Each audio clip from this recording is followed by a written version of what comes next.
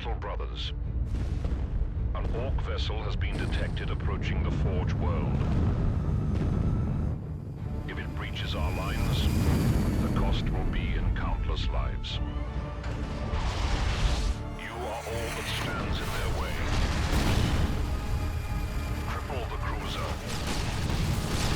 Execute their leader. And purge the Orcs to the last. For the Emperor. Hello, and welcome. Today, we are playing another Warhammer 40,000 game that is no longer available by conventional means. This game has been delisted from Steam, delisted from the PlayStation and Xbox marketplaces. In order to get it, because there was never a physical release of this game, so I couldn't just buy a disc like if you wanted to play Death Watch. I couldn't do that, so I had to actually go buy a Steam key to get this. But okay, let's see. Campaign. Advance toward the chem generator chamber, contaminate and overload. The chem generators destroy the cruiser's power systems. Okay. Yeah, I don't know what I'm doing yet in this game. I've never played this game before. I have no idea what to expect. Librarian, Stern Guard Veteran, Vanguard Veteran, Tech Marine. Let's go with the Librarian.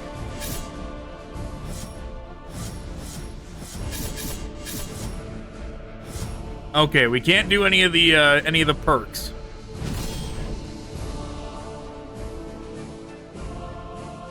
In the name of the Emperor.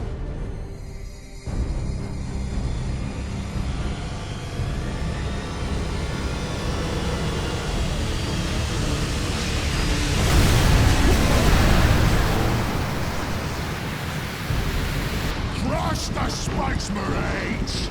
This way!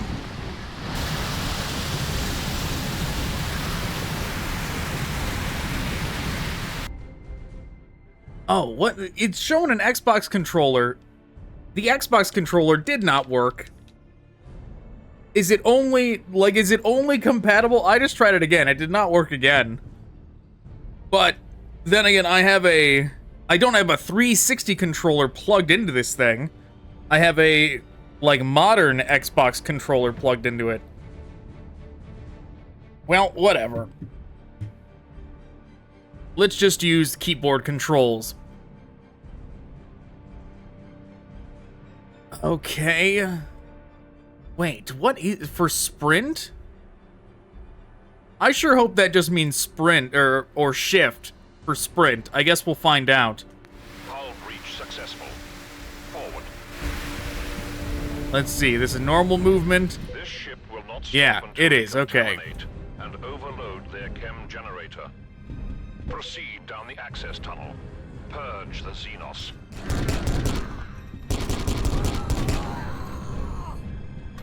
Okay, all right. We're doing it. We're doing something.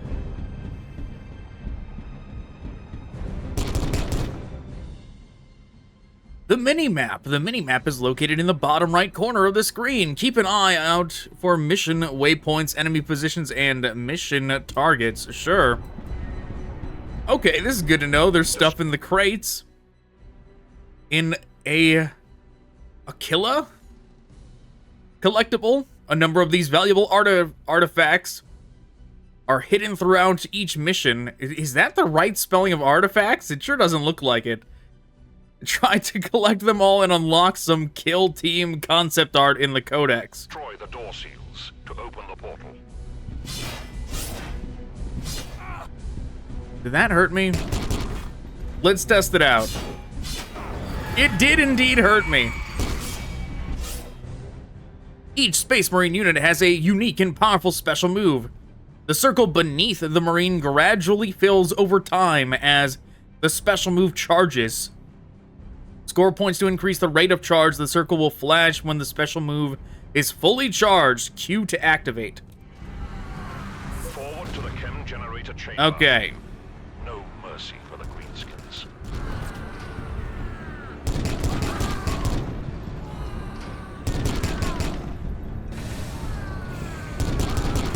But yeah, I'm sure this would have been for...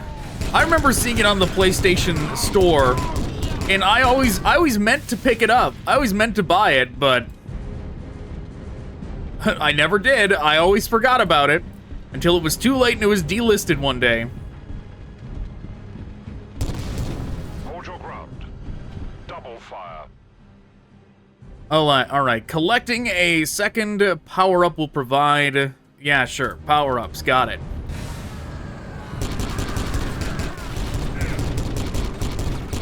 Alright, so far I've done more damage to myself than any of them have done to me.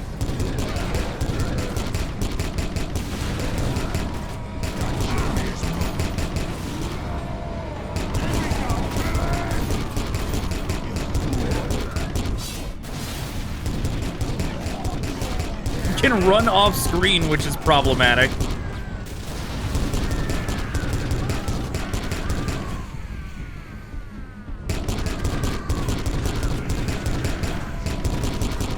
And I have not figured out how to make the melee actually helpful yet. Like, I just gotta, like, swing at nothing every time they get close.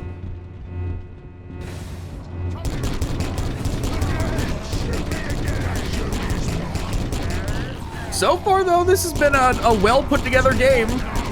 You know, considering how many games have disappeared off of marketplaces over the years for Warhammer 40,000, I mean, for one, lots of Warhammer 40,000 games spring up into existence in general, which makes me think, at least at one point, I don't know if it's the case anymore, but at least at one point, the license Destroy the door seals. to get the license to make a Warhammer 40k game at one point must have been relatively cheap. Here's the chem generator, the cruiser's primary source of power. You must first proceed to the control room to gain access to the chem generator waste chamber. Okay, they're gonna roll those down at me. But yeah, at one point it must have been relatively cheap, but evidently re-upping on that license? Health restore. Oh, what? We can't get our max health back? That's unfortunate. Now we know.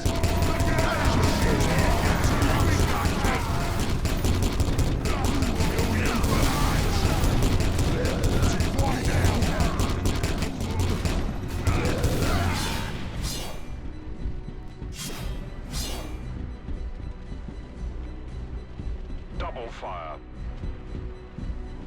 Oh wow, we can actually, like, there's physics to this stuff. I was not expecting that, to be honest. Power shield. Power shield, even though we really don't need it at the moment.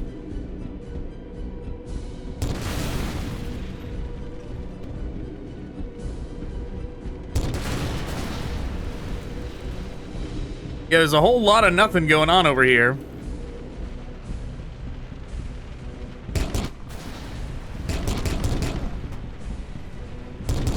This feels like there's supposed to be something going on over here, but there's not. Maybe it's just not yet? Rapid fire.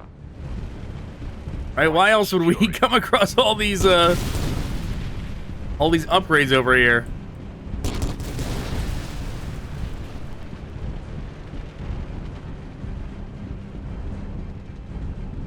But yeah, this feels very much like a arcade game. Something you would actually expect to see in an arcade somewhere.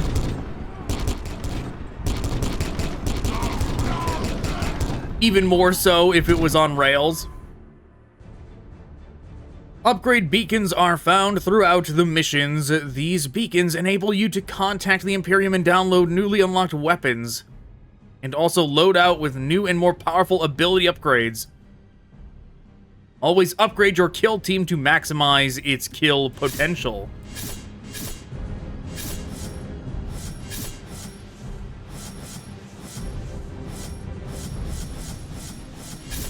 I don't seem to be able to choose bolt pistol. It just kind of like does the sword itself. It just kind of, yeah, it does it all itself.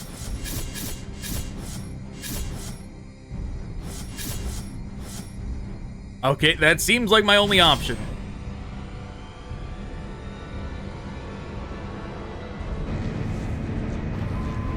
I mean, or not. Maybe if I do this, can I?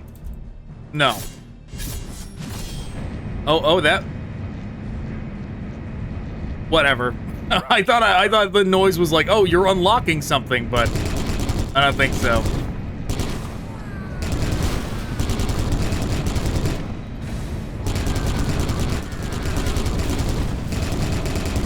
But yeah, too bad we never got like a rail shooter, right? A rail shooter, like VR. Not necessarily VR, but a rail shooter Warhammer 40k game in general. Something that actually would be in an arcade. Hey, look at that. We used the sword.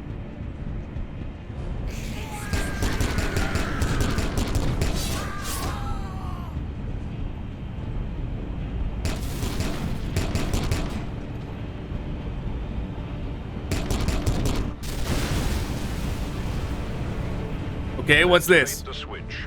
It will grant access to the chem generator waste chamber. Sure.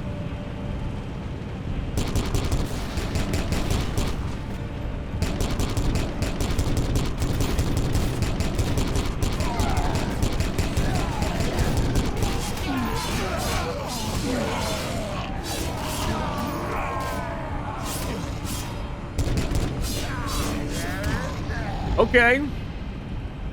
Health restore. You know, it is kind of weird that it feels the need to say that. Right? Why does it actually need to verbalize health restore to me when I pick up an item? Iron Halo invulnerability. Health restore. Righteous fury.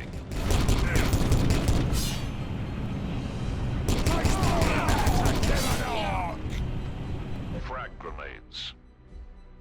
Press and hold the grenade button to initiate the throw and adjust the direction. Okay, yeah, understood.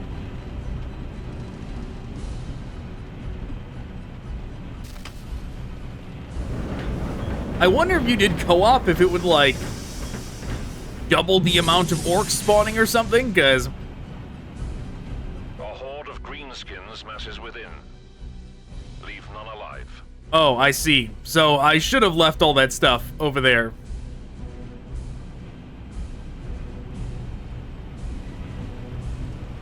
But yeah, like, I wonder if it would, like, double the amount of orcs spawned if you did co-op on this or something, because this does seem rather easy, right? So far, at least. Like, it seems like it would be too easy for co-op is what I'm getting at.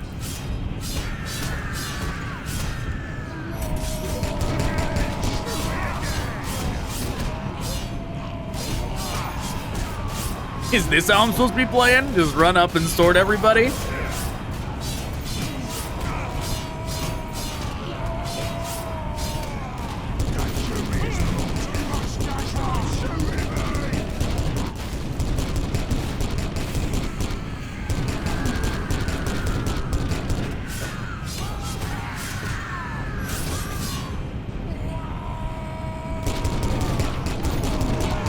The figures, as soon as I say that, seemingly like the toughest, like the most significant amount of orc spawning yet happens.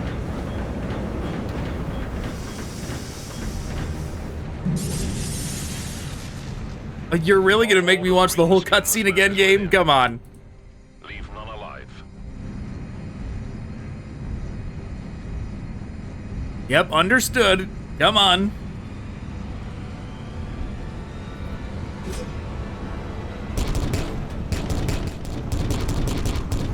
Purge the Xenos.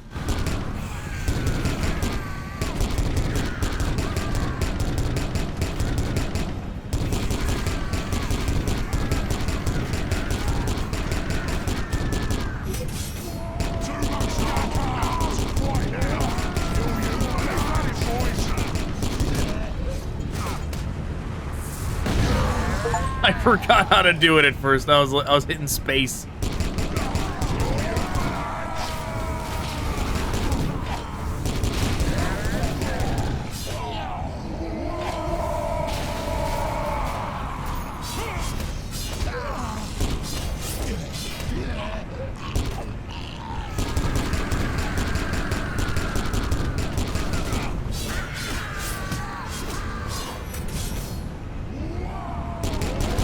All right, still risky.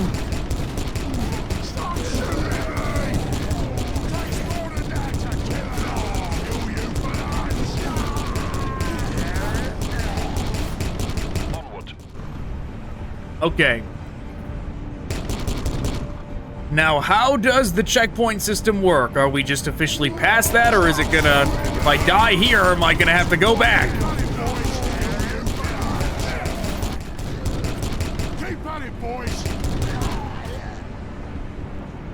Right, I hope not. I hope it's like I did that, now we're done. I hope it's not like... There we go, there's the checkpoint.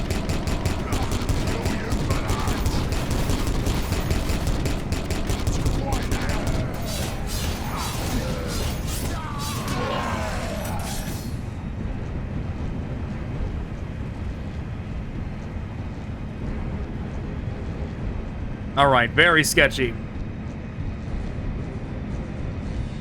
I'm already wondering if the librarian was the best choice. Maybe going with the first guy that just, like, had nothing but heavy ranged. Maybe he was the proper choice.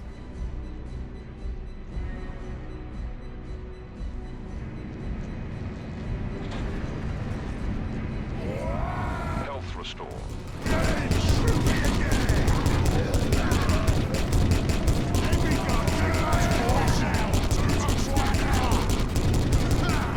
It does seem like I'm having to rely on ranged a lot more than melee after all. And melee seems risky, like it's a good way to take unnecessary damage.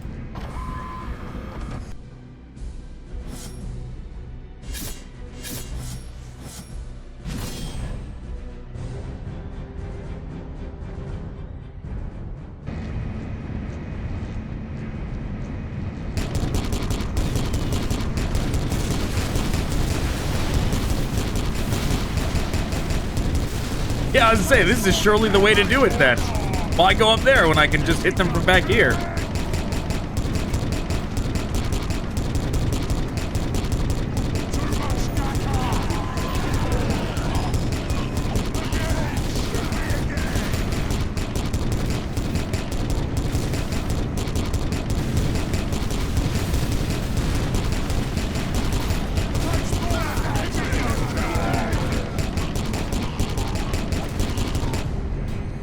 And we did it. Boss defeated. Never mind. Wow, are those... I sure don't recall those orc designs. I suppose if they're in this game, they've gotta be in the lineup of 40k miniatures somewhere, but yeah, I feel like those don't get used too often. Those look pretty rad. Right, we sure didn't get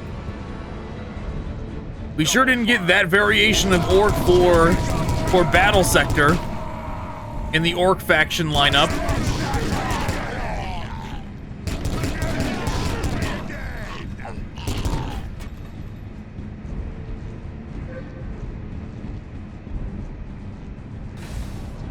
I left that health back there because you never know.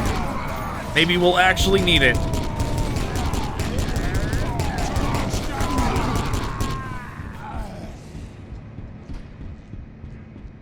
Well, I guess there's another one right here. But still, we don't need it immediately, so we're not going to take it.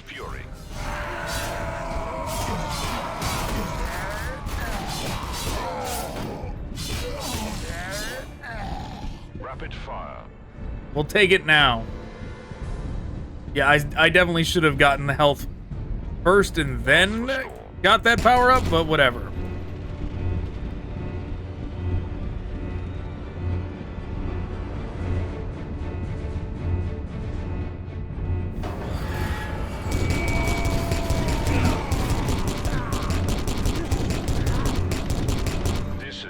objective, the chem waste. Fight your way up to the gantry, open the valves. We'll drown the generator in its own filth. Sure, bud.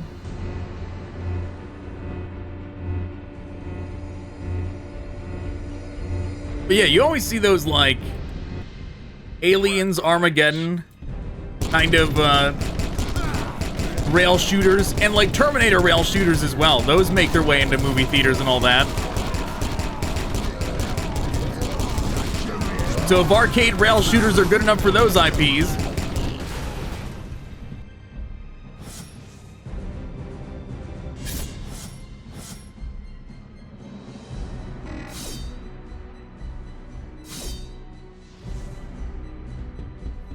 If arcade rail shooters are good enough for those IPs, then how come we never got them, or at least one, for Warhammer as well?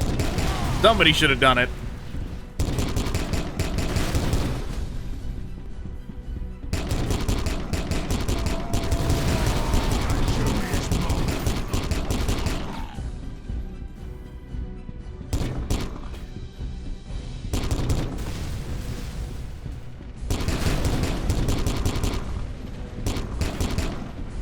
Sure, we'll take that one. Wow, the, like, auto-aim betrayed me there. Would not let me target those barrels. Be gone, whoever's shooting at me.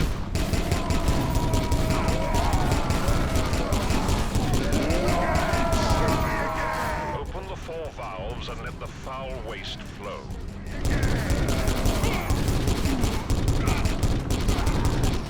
Righteous fury.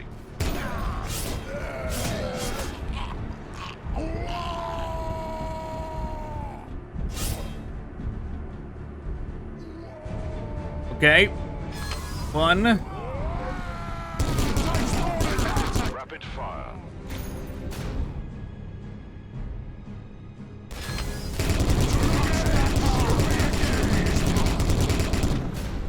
Good thing they're, like, down there struggling to get up to me.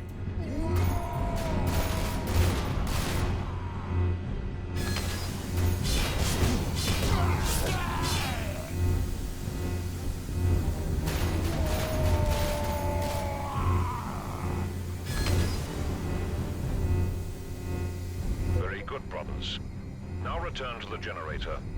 May Roth be your shield against the Horde. Yeah, you can tell what era this was from, because this was, like, a very popular way to depict 40K for a while, which probably was thanks to Dawn of War. Dawn of War making the orcs the,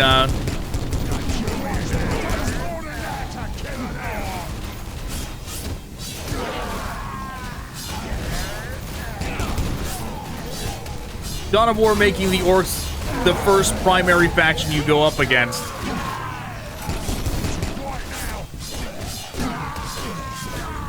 Really set the tone for quite a few games to come after it. Double fire. Where's my health that I left over here? Good.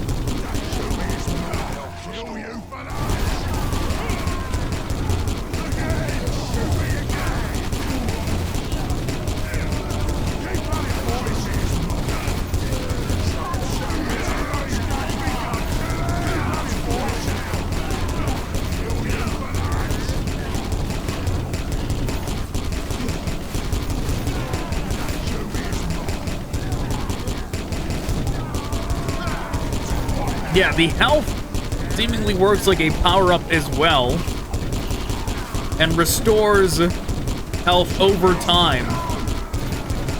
So, like, I probably should have let the double shot thing run out first, then grab the health.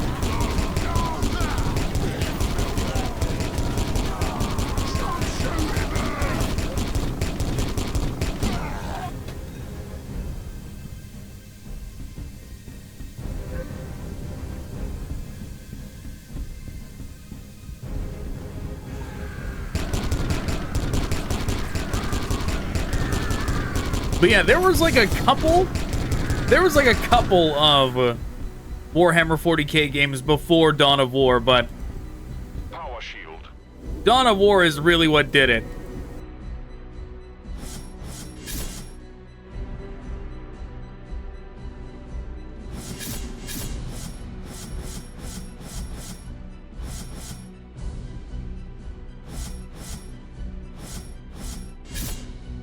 Power up duration.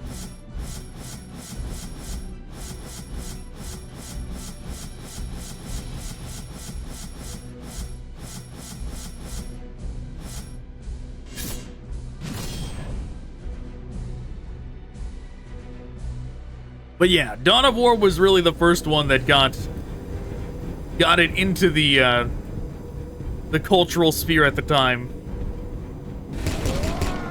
And then, I mean, even Space Marine, when Space Marine came out.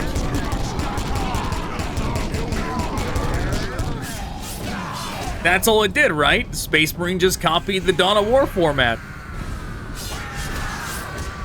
First half of the game, you fight orcs. Rapid fire.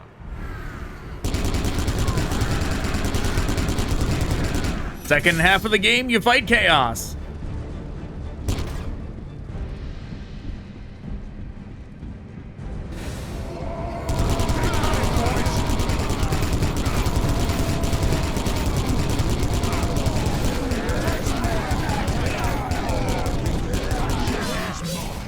Righteous fury. Health restore. There was a lot of damage that got done to us in a very short period of time.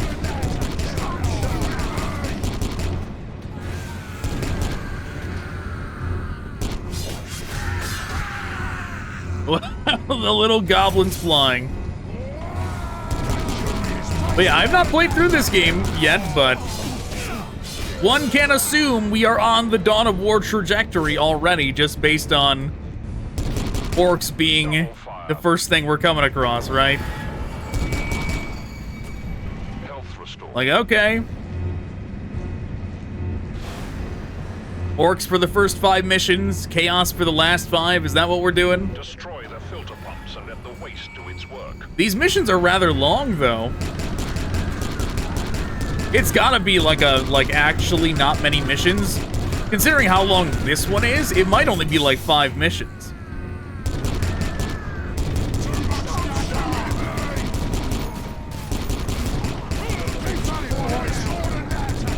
But who knows? It's probably gonna be like 10. Double fire.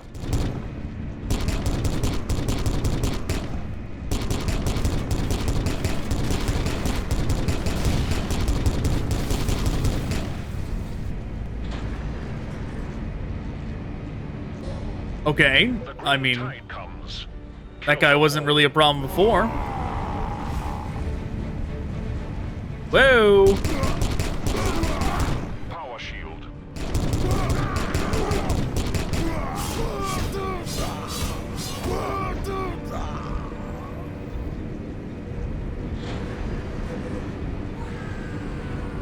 Oh yes, the 2 goblins, they're gonna be the one to stop me.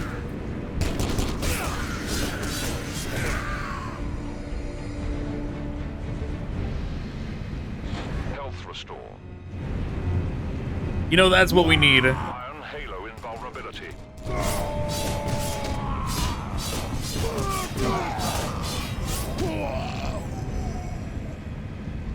That's what we need. A game like Freeblade. A game like Freeblade, but you're like driving a Gorkanaut or whatever they're called, the orc mechs. But it's a goblin. It's one of these goblins driving it.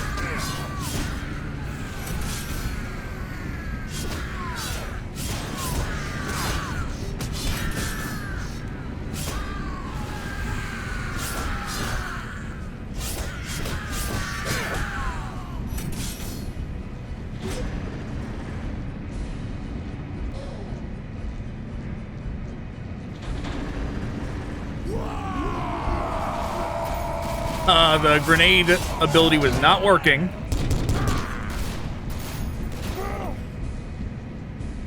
Like it's just pointing my gun. Don't point the gun, throw the grenade.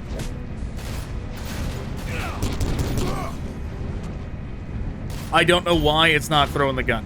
Or throwing the grenade.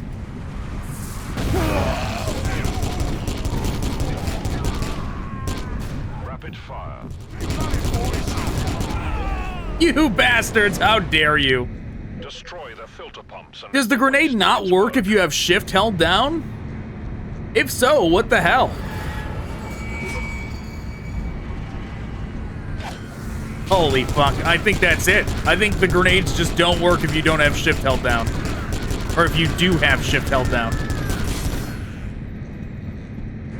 Like, are you sure you don't want to just stare at them? Well, now we know. Now we know this is going to be a very lengthy arena.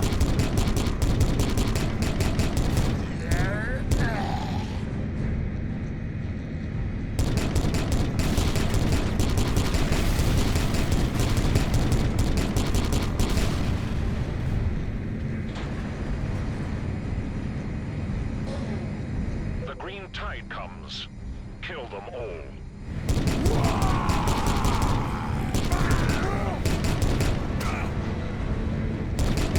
Double fire.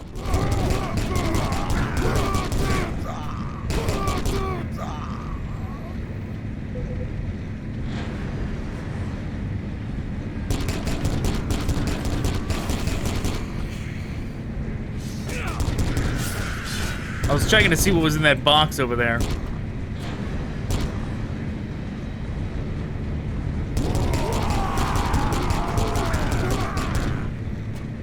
Health restore.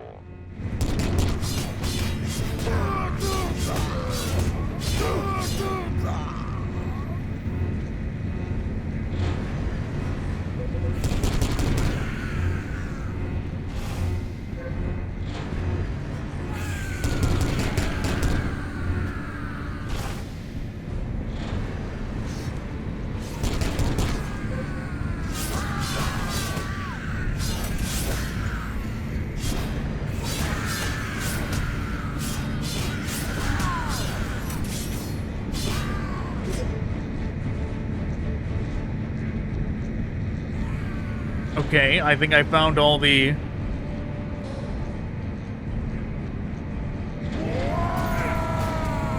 I think I found all the collectibles in this area.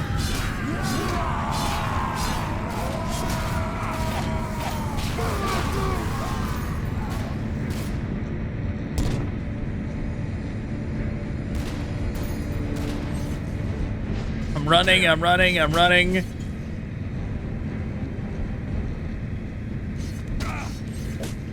Power shield.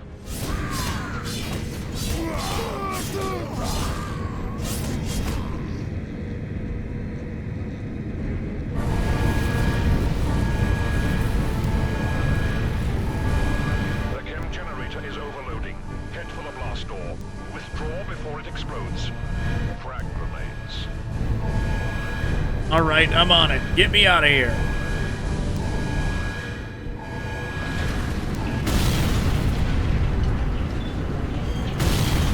Hold your ground.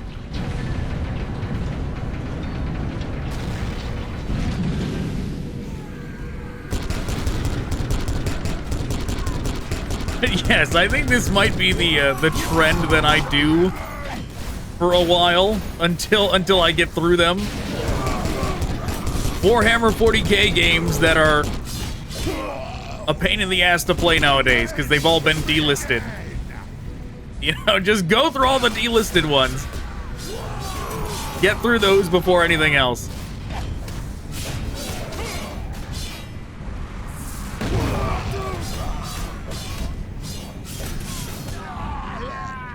Thought we died for a second. I couldn't tell. Onward. Oh, that was the end. I thought I was meant to actually keep going forward.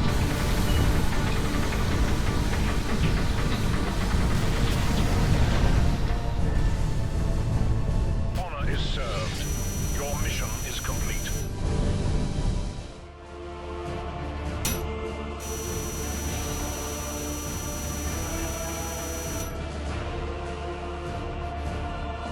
Okay. I unlocked Four-Sword Librarian.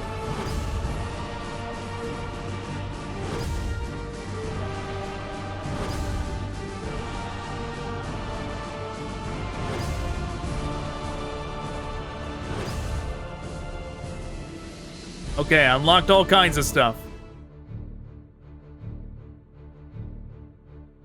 I see. Can we, like... No, it won't let us... It won't let us actually see how many levels there are total. Engine destruction.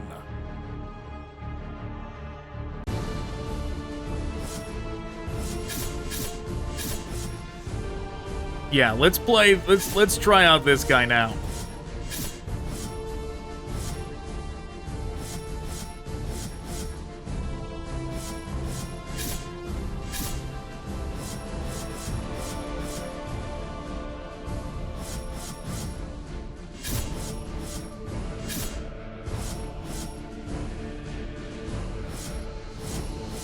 I don't know what's more useful, power up duration plus 5% or just health up 5%.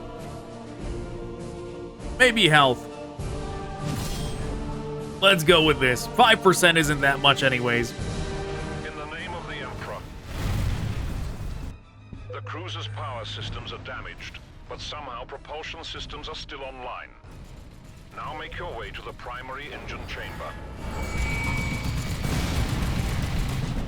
Advance to the cruiser's primary engine chamber. Oh, that's right. I forgot. The opening cutscene is us, like, landing on an orc vessel. So this is... Double fire. Yeah, maybe it is gonna be nothing but orcs then.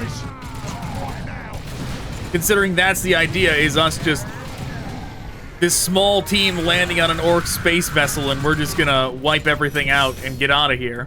Rapid fire. As the name Kill Team implies. Health restore. You know, of all the old 40k games there's only like 2 at this point that I don't really have. And they are like the absolute oldest ones, which is the original Space Hulk game. Righteous Fury.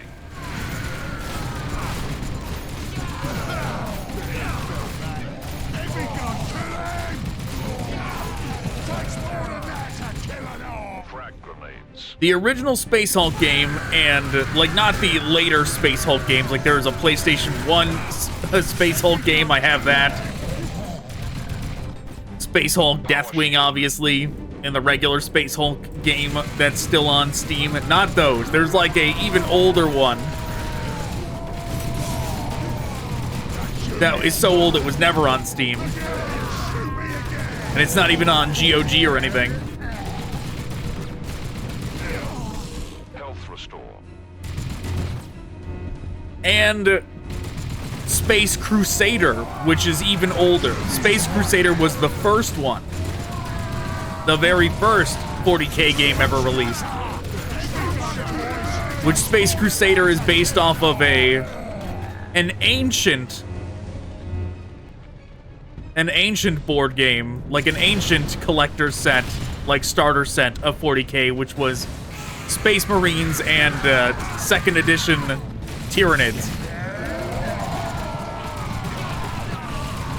Which is pretty wild to think about, right? That, like, all the way back then, even back then, it was Space Marines versus Tyranids. And, like, nowadays, the starter set is once again Space Marines versus Tyranids. But man, have the Tyranids come a long way since those.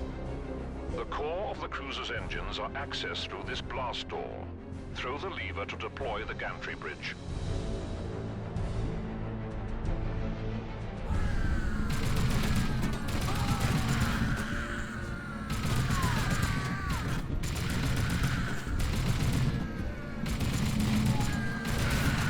Maybe I should test out what the ability does.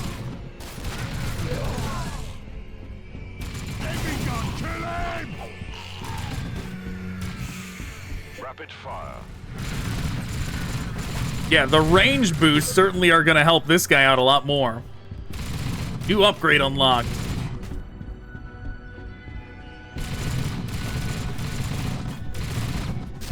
Thought those were going to be destructible, but they weren't. Anything over here?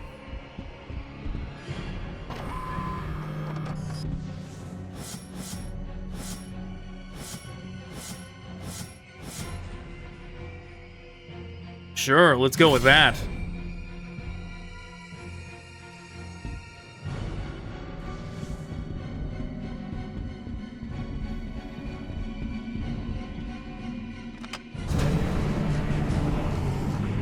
I'm just gonna presume we're gonna have to double back that way at some point. That the camera's like being inconvenient, angling our POV that way, because we're gonna have to double back that way at some point, but maybe not.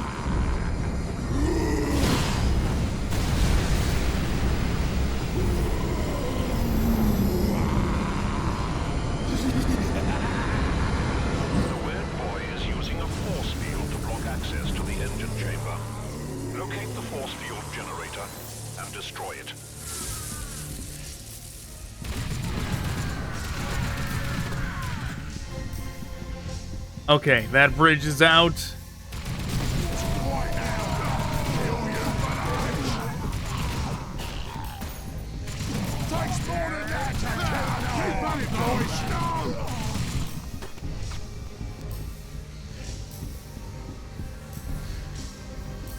Yeah. The camera's not really, like, cooperating, trying to leave this area, so I presume we are just meant to stand here and fight everything for now.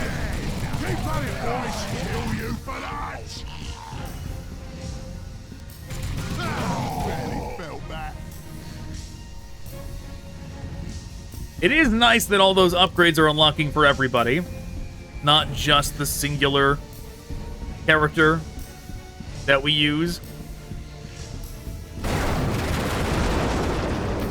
Well, that's problematic. Activate the moving platform to cross the opening. Avoid fire from the orc turrets. Double fire.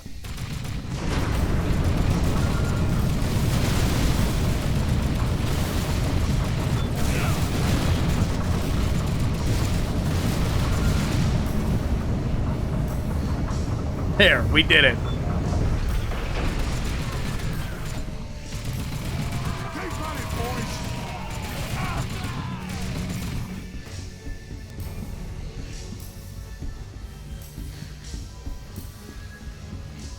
Okay. Another collectible. Can't see what's shooting at me. Not the best camera angle, but it's fine.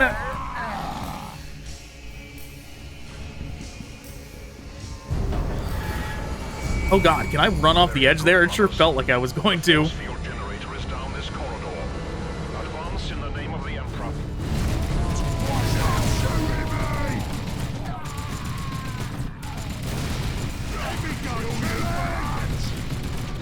These poor guys. Yeah, you gotta feel bad for them. Like, at least with the librarian, they felt like they were gonna even though they didn't stand a chance, they felt like they had a chance. Because they're like, oh, he's got a sword. We'll go fight him sword to sword. But this guy, they're just running forward and getting gunned down. No chance. Health restore. Oh, I never finished my thought earlier about the Warhammer licensing fee. Right? It's gotta be like relatively cheap to get the license, or at least at one point was relatively cheap to get the license. But it must not be relatively cheap to retain the license, or like compared to how much your sales are, right? Like say it's like 10,000 US dollars to get the license. And then also $10,000 to, like, retain the license, you know? And it's like, so if you're not getting, like, 10K in sales per year, then it's, like, not worth keeping your game listed. Those pilots power the force field. Focus your fire. When you're in that initial, like, making the game phase, of course it would seem worth it to keep it listed forever, you know? Or to pay that fee and just, like, hope that the game does well enough to where you can pay the fee again next year, kind of thing.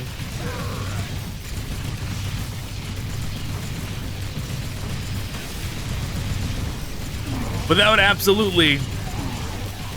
absolutely make sense for why so many 40K games get delisted over time, you know? Of like, yeah, they just can't afford the, it just doesn't make sense. It just doesn't make sense with the,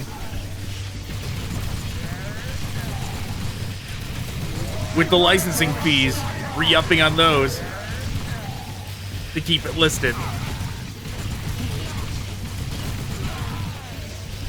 But Space Wolf was a different matter. Space Wolf died because of Unity. Those pricing changes to Unity where they were like, Unity was like, oh, we're gonna start price gouging our customers. And Space Wolf was like, you know, oh, Warhammer licensing fees on top of Unity fees as well? Nope. Game's gone. Game's dead. Delisted.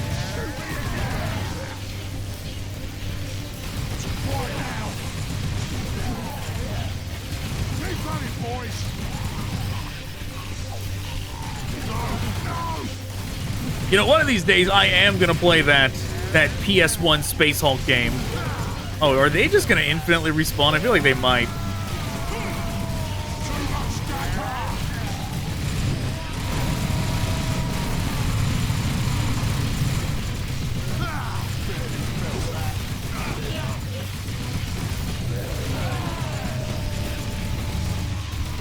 One of these days I am gonna play that PS1 Space Hulk game.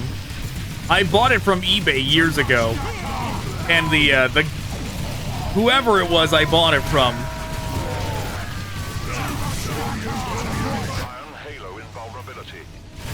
whoever I was that I bought it from did not package the thing well, because it's one of those PS1 games where it's got 2 discs and it's got that like double disc kind of case, one of those fancy ones. But we are dying here.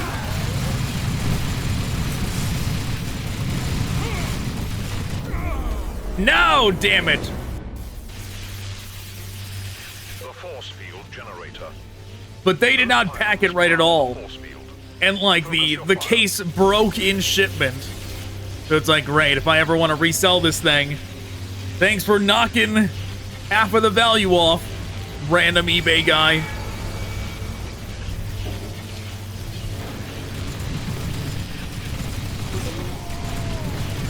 Double fire.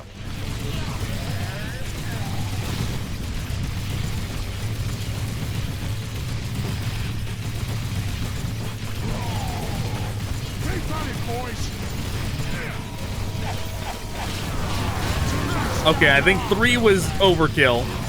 But I wanted to use them so I could grab this one. Iron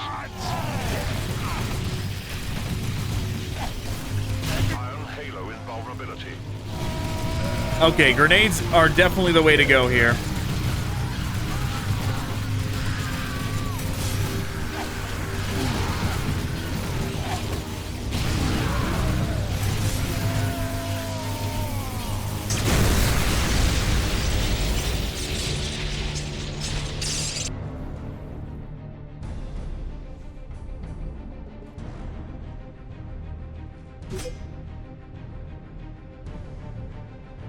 Now proceed toward the cruiser's primary engine chamber. Health restore. Unrelated to this, I have, like, one of the codexes I do not own. I own all the Tyranid codexes for Warhammer 40K, but I just recently bought online the 10th edition just to see what's new with the Tyranids. Not in terms of, like, units. Obviously, I know that. I'm talking about lore. Like, what lore is in the codex kind of thing. Because I saw something. I didn't know whether it was, like, legit or not. I didn't even remember where I saw it, but I saw something about, I thought it said that they killed off, like, the court of the Nephilim King. Wow, this is a great camera angle, guys. What are we even doing here? What? No, like for real. What the fuck is going on here, guys? Is this a bug? This don't seem right.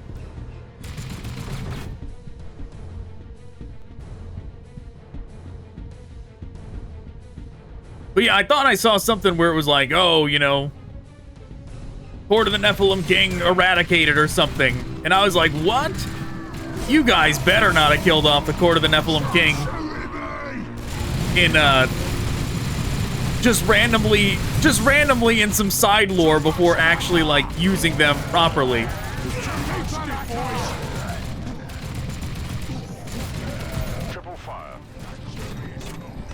Because for those that don't know, the Court of the Nephilim King, for the Tyranids,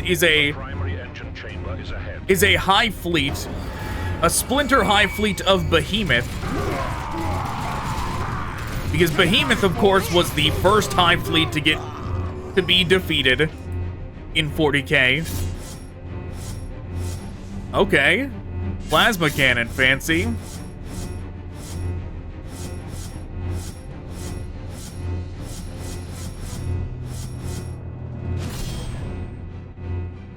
They were the first high fleet to be defeated, and then of course Kraken was number 2, and Hive, and then Leviathan is the current one that they refuse to get rid of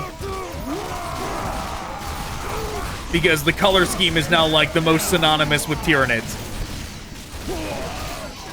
Now they are cowards and don't want to get rid of Leviathan because they don't want to have to change the color scheme.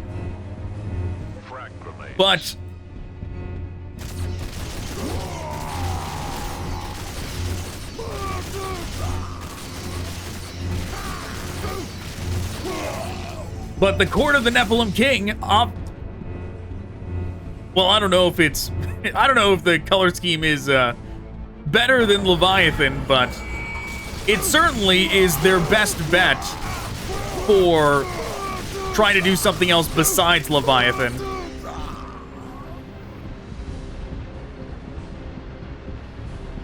Especially because of the idea of the Court of the Nephilim King.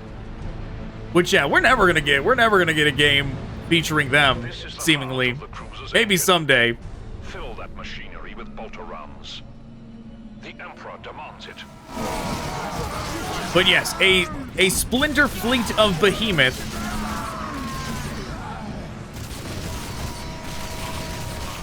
And then it goes around and collecting all the other splinter fleets, okay? So all the other splinter fleets, which a splinter fleet is when a main hive fleet is defeated, okay?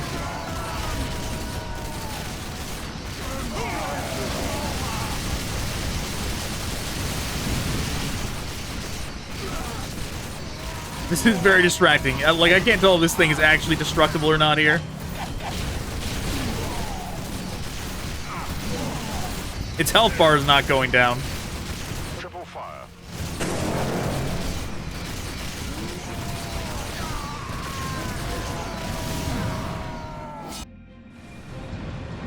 Oh, I had to sneeze there for a second.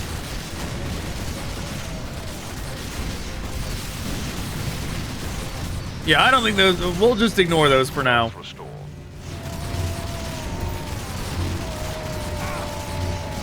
But yeah, before I had to sneeze, what was I saying? Court of the Nephilim King.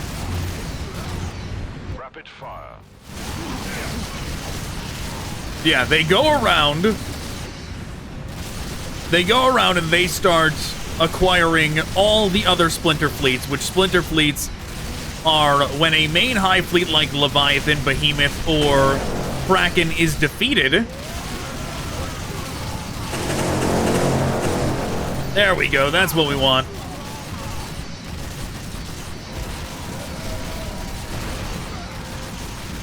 When that happens, the splinter fleets all like evacuate. The Imperium does not manage to eradicate the entire high fleet.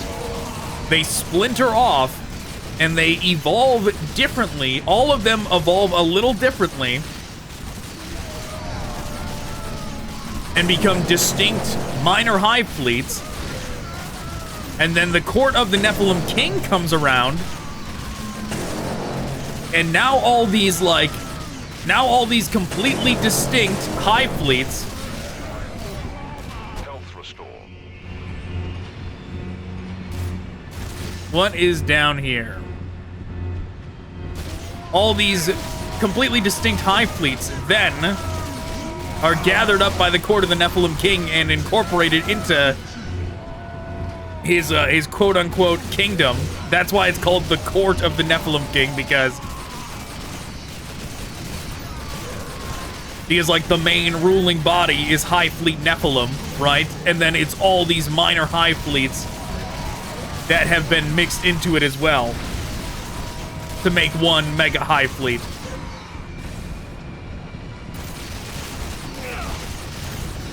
Which gives lots of options for variation and creativity. But they don't use it. They don't use Court of Nephilim King for anything.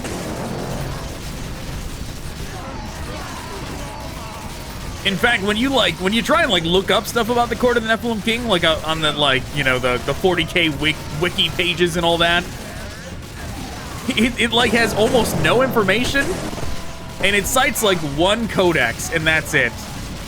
It's like, oh yeah, they're mentioned briefly in this codex, and it's like, yeah, I can tell. Nobody bought the Tyranid painting guide. I have it, but apparently everybody else didn't buy it. Because that is where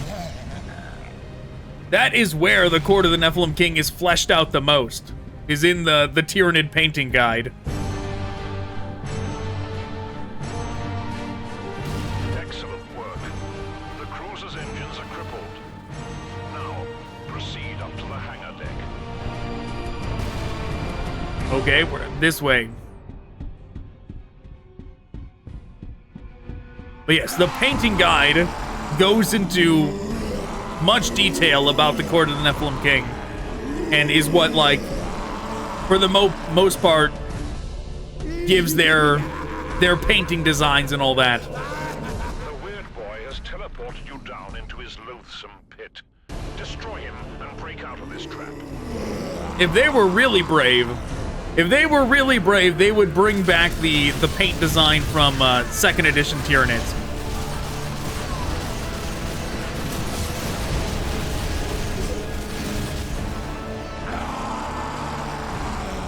I don't know why they haven't, you know? Even when they show Behemoth, it's not real Behemoth. It's like the retconned Behemoth.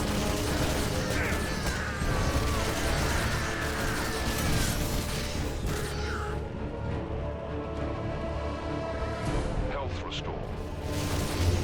Yeah, it's always retconned Behemoth. It's never the original design for the Tyranids, which always makes me wonder why, especially because you don't do anything with Behemoth now anyways. So you don't even do anything with Behemoth, so why did you retcon their design anyways? Since when they did the retcon, they had moved on to doing Kraken and then eventually Leviathan anyways. Because Kraken was 3rd edition. I don't know how to fight this guy.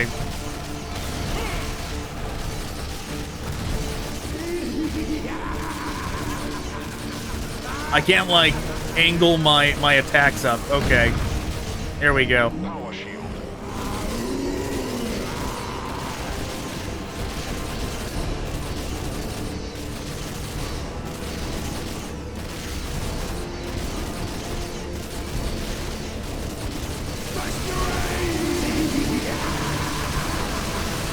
Ah, I should have saved that.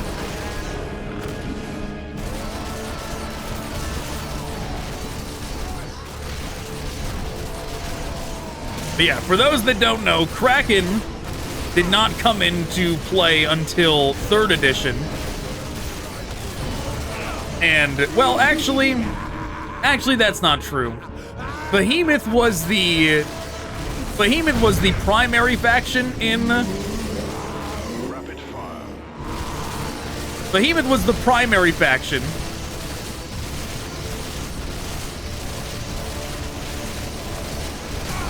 In 2nd edition Codex.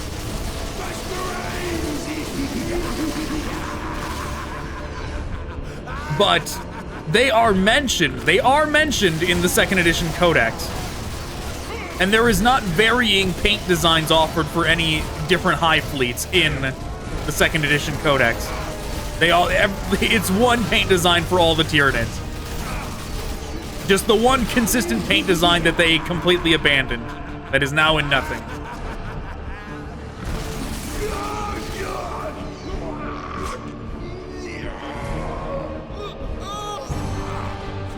But yeah, then they bring in Leviathan, the official design that they chose for Leviathan in 4th edition.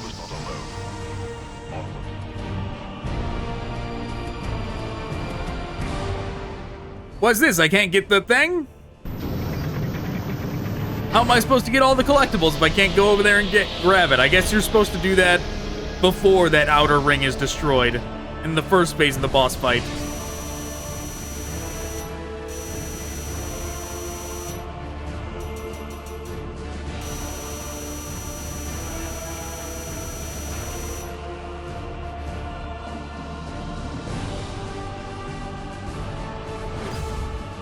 Plasma cannon. Look at this. We're getting all kinds of stuff.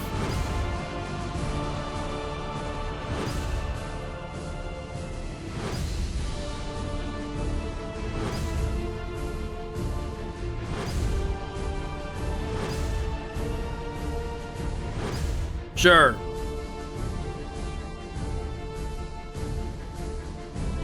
Replay as another Space Marine. No, we're not gonna go through it with everybody.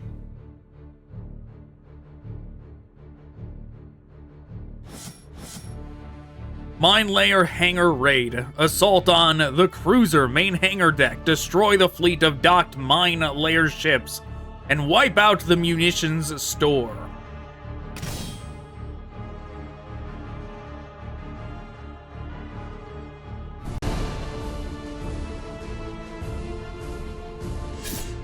Oh, good. How nice of it. It bumped me right up to the max, the newest range damage one as well. Okay, great.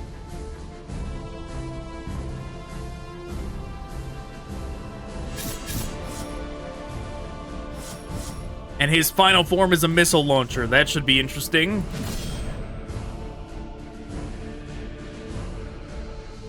Fear no evil, fear no death.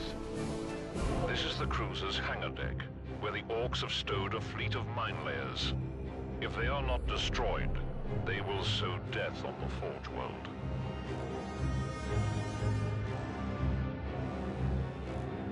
But yeah, that's what they should do. Is one of the splinter fleets that Nephilim goes and collects, right? Should be the original design, the original paint design for the Tyranids. Why not do that? Proceed to the primary hangar. Purge the alien. Purge the alien, they say.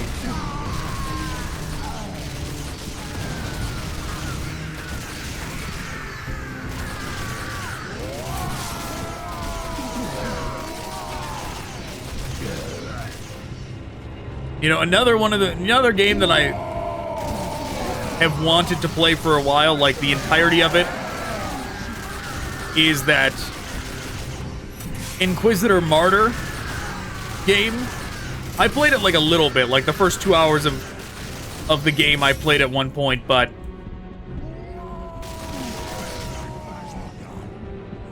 there is like different DLC campaigns that like I already own all that stuff. And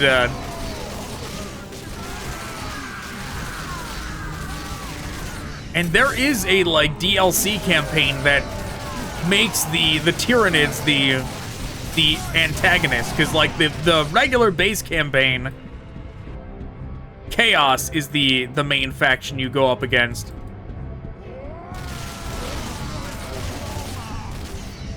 But, you know, that's fine. That's cool.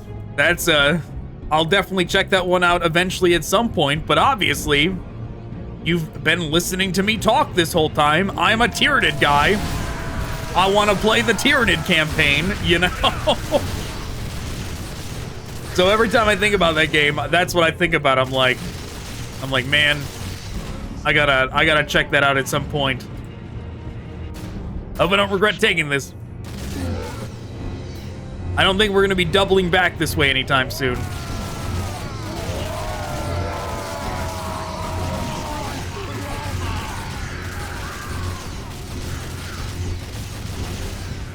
Iron Halo invulnerability.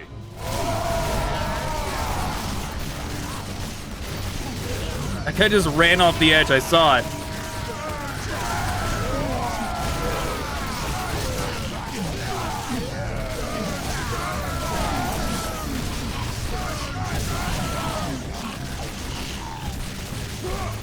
Well, the invulnerability halo sure helped there.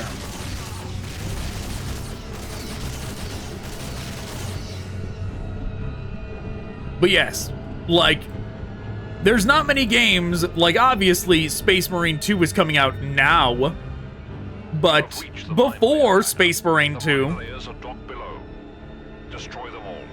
there was not many options to face off against Tyranids in a, like, action setting.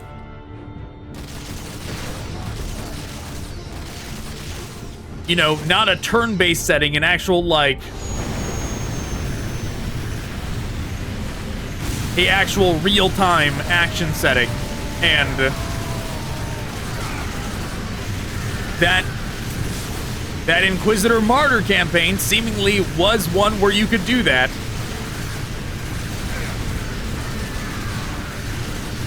So it certainly adds to me wanting to play through that game. Destroy it. Oh, we can destroy this now?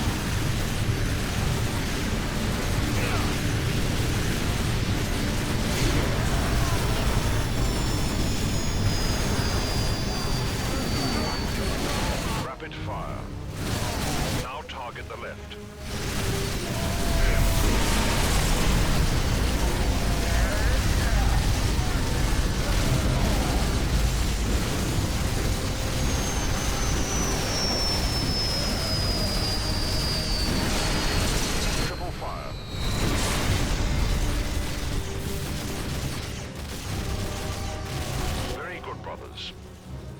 Across the maintenance platforms and down to the hangar floor. But yeah, at some point I am going to check out that game, that particular campaign, but part of me also feels like I should go back through Space Marine before it comes out. You know, I saw like a headline, I couldn't believe it. I saw a headline talking about the upcoming Space Marine game. And it being like, oh, think of it like Gears of War, but this and this. And I couldn't help but, like, be taken aback by that, because for those that weren't around when Space Marine came out originally, that was like the thing they used to, like, degrade the game back then. Of, like, oh yeah, it's like the bad Gears of War. You know, like, that's the shit that used to get said about it. You know, oh, it's discount Gears of War. It's okay, but you could be playing Gears of War. That was like absolutely the tone at the time of like, well, Gears of War is a 5 and this sure isn't as good as that, so this gets 4 or 3 even. So like, for like an article to bring that up and be like, this is awesome, it's just like Gears of War. It's like so tone deaf to what the dialogue was like back then. Which I bring this up a lot. Well, I don't know about a lot, but I certainly bring it up more than once. I've brought it up. Is that back then, it was such like a weird echo chamber of like, if you're not as good as the new thing that everybody loves, if you're not as good as that, your game must be trash. That's just how the environment was back then. And like, even though Space Marine was a good game, Even though it was a good game, it fell into that. Where everyone was like, well, this is not Halo. This isn't Halo 3. This isn't Gears of War. Must be bad then. And it was not true. It was not true. Space Marine 1 is a very solid action game. And people did not, the audiences back then didn't deserve it. You know, they couldn't appreciate it.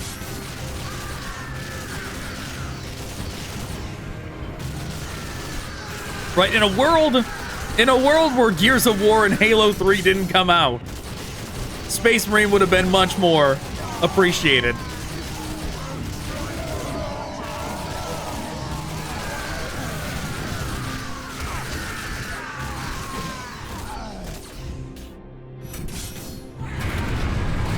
But yes, I am glad that we seemingly are past that phase now and people just can assess games on an individual basis when they come out to decide whether or not they are good. I'm glad we have like seemingly passed that.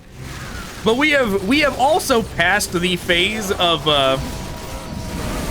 we have passed the phase of rapid development for games as well. Because like I'm sure you guys have seen those memes where it's like, you know, oh, you think this is what games looked like 20 years ago? No, this is what games looked like 20 years ago. Or whatever. They do the same thing with like 10 years and all that. And it always shows like a major difference, like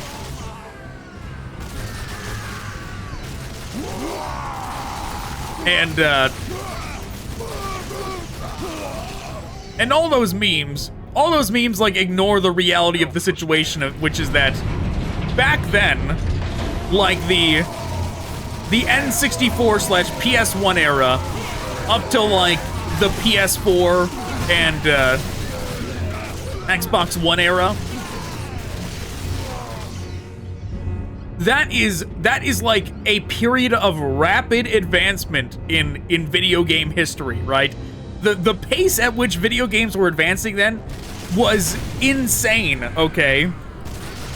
And they have since plateaued. Right? We're already at a point where if you do the same thing nowadays, instead of pointing to things that are from that period of rapid advancement, if you point to things nowadays, it doesn't work. Because you look at The Last of Us Remastered versus The Last of Us, the original release, and you go, or like the HD release of Remastered versus like the remake, and you go, that's the same fucking game. You know? It doesn't work nowadays. You can't like, when you look at things from the period of rapid advancement, you can do that. But when you look at modern games compared to like games in the relative past, it doesn't work. Right? You look at the Until Dawn remake, right? And then you look at the original Until Dawn, you go, why does the original look better? What happened here? You know?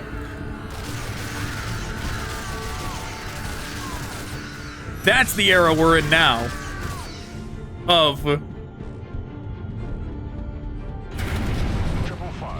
When you look at the period of rapid advancement and you say that kind of stuff, it looks insane, like, oh my god. I thought Final Fantasy VII was that old, but it turns out actually Final Fantasy X was out by then.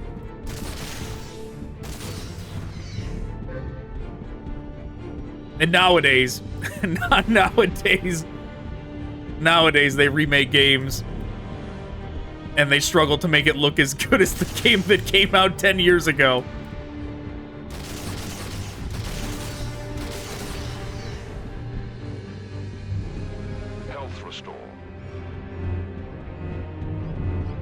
Which, what a fascinating case study Until Dawn is, right? The fact that they have... Destroy the turrets. The fact that they have not been able to recapture the magic of Until Dawn. They have tried with all of those installments, but they have not been able to do it. Like, how do you nail your premise on the first variation of a game like that? And then you just never recapture that magic ever again. Very unfortunate.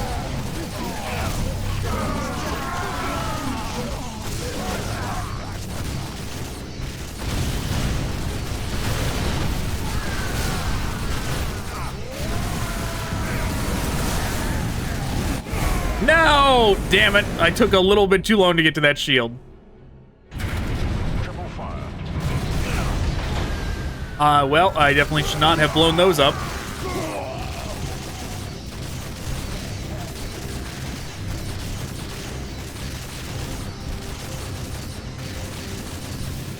Health restore. You are the Emperor's vengeance. Destroy the turrets.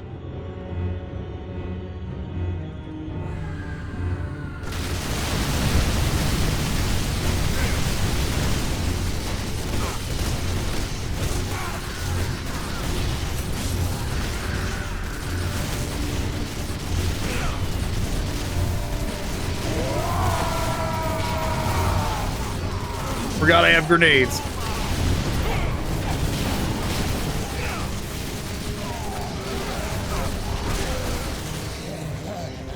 Power shield.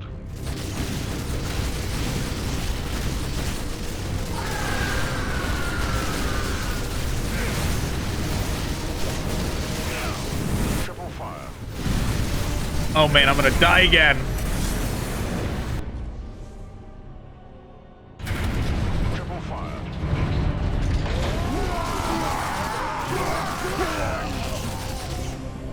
Yeah, this is a very bad camera angle corner. Like, I wish I can just ignore that.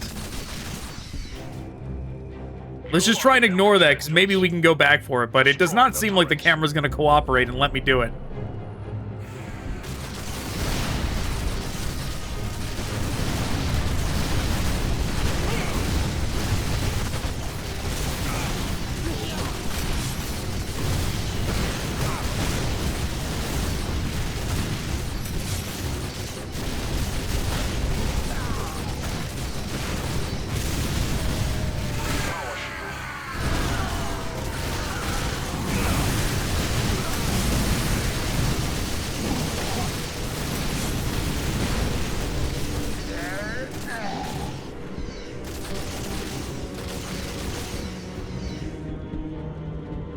Okay. Health restore. It did indeed let me go back for it. To the main docking area.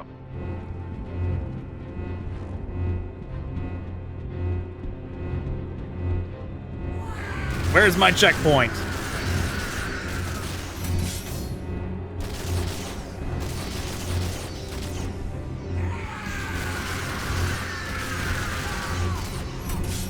Oh, wow, you get a good amount of points for getting rid of a bunch of goblins all at once.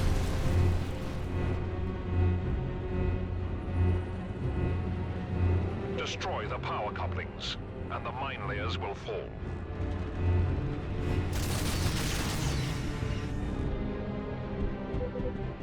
Okay.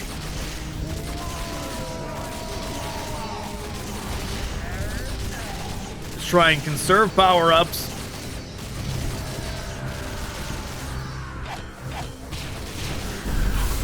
Oh, I need to see game.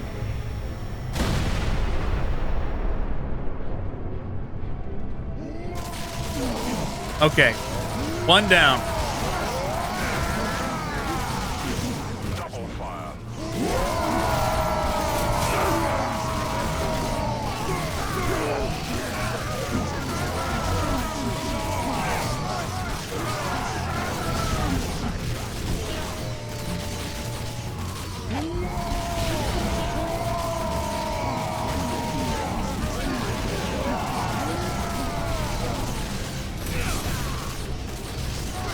I'm not gonna be able to finish my thought about Until Dawn for a while here. I gotta focus on what we're doing.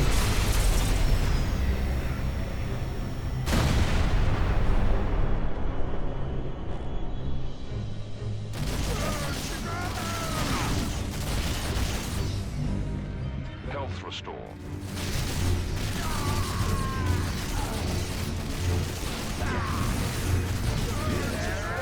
Oh, there it is. I was trying to move on to the next area.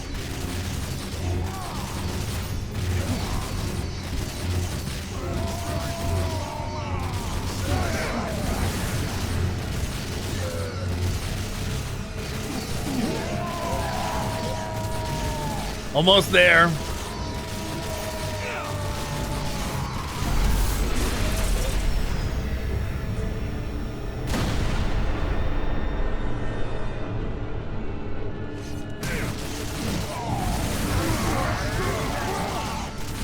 Oh, that's a big boy.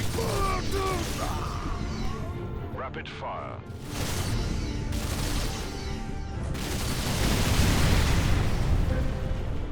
Frag grenades. Okay.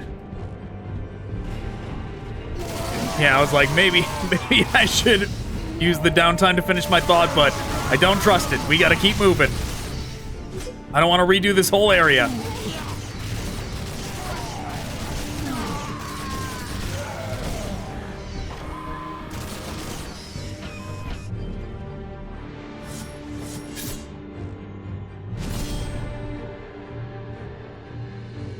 Okay, maybe we're calm enough for me to finish what I was saying. But yeah, it kind of seems like it. No, it says there's more targets this way. What about down here? Can I get over there from this way?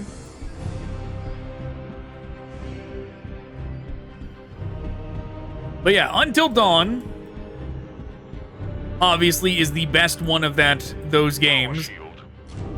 Houses of Ash is probably number 2, I would think. But they tried to, you know, to their credit, they definitely tried to do very different themes every time they did one of those. With Man and Medan and all that. And Little Hope, but obviously they were a bit misguided with Man of Medan and Little Hope.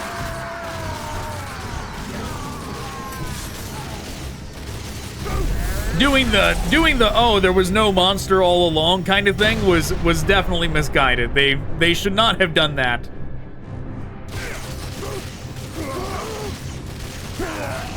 Health restore.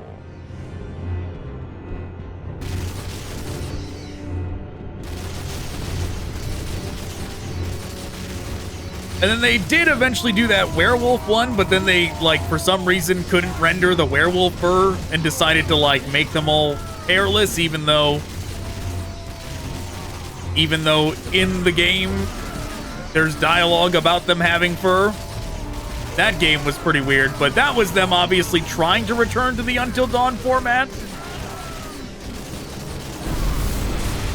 But still, maybe it was different writers. Maybe they should have paid whatever the writer for Until Dawn, maybe they should have paid whatever that guy wanted to get him to stay for the rest.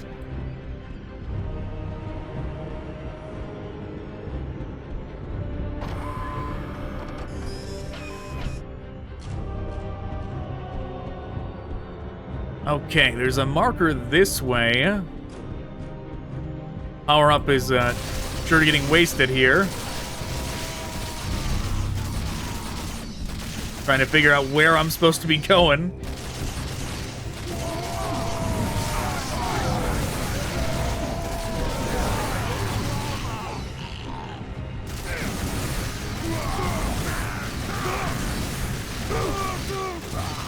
But yeah, I suppose the same thing also happened with Telltale, right?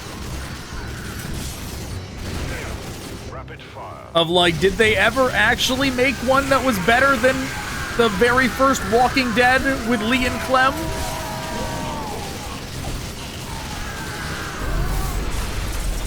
Right? Did they ever make something that was actually better than that one? Or are they just eternally chasing that, eternally chasing the goal of making one as good as that, but never quite hitting it? Now for the munitions. Advance to the ordnance store.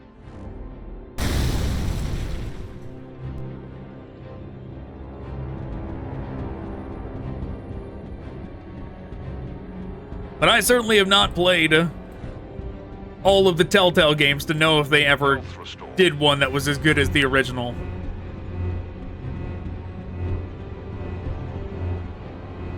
Because I did...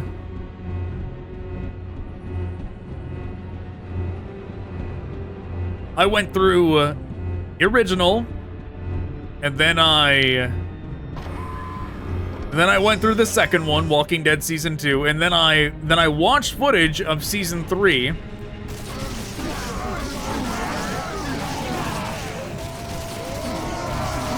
don't think I ever watched clips of Season 4.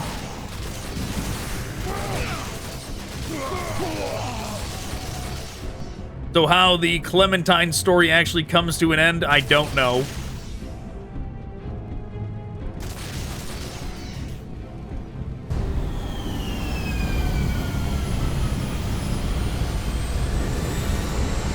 Watch the Batman one. Which, that one is kind of weird.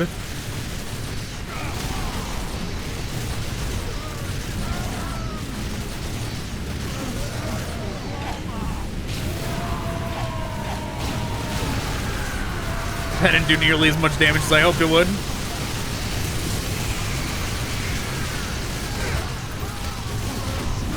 You bastards, get away from me. You fuck. Oh my god. One shot away from that working. How dare they?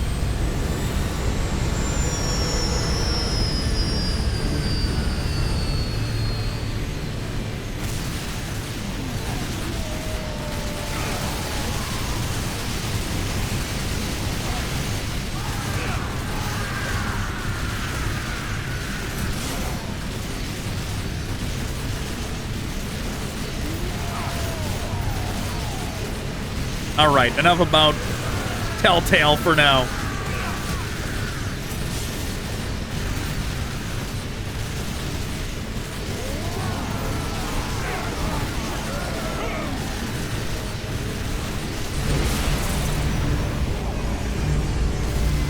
Oh, they did that Game of Thrones one as well.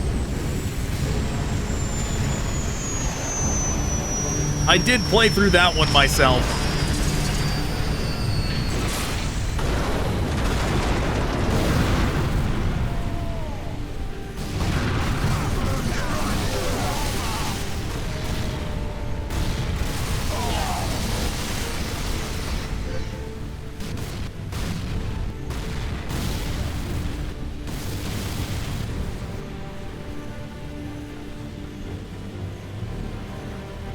I don't think I actually completed that one, though. I think I only went through, like, the first 3 chapters.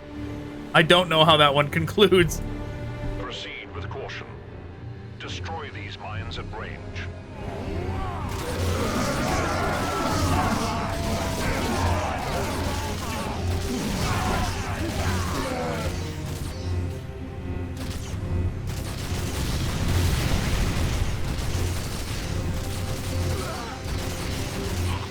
Tales of the Borderlands, I definitely did not get through. The original one, I know they've, like, since the, like, relaunch of Telltale, they came out with another Borderlands one. But I've seen nothing. Like, the rebranded modern Telltale, I haven't seen anything they've done. I have not bought anything from their new lineup.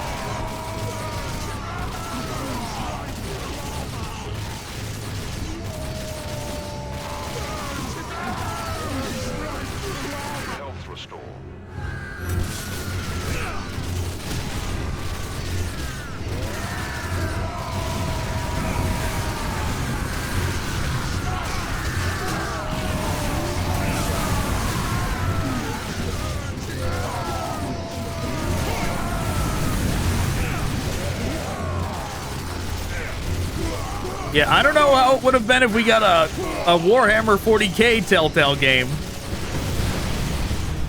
That would have been weird. I don't know what you possibly could do besides, like, if it was like an Inquisitor game, but you're just talking to people, trying to find heresy.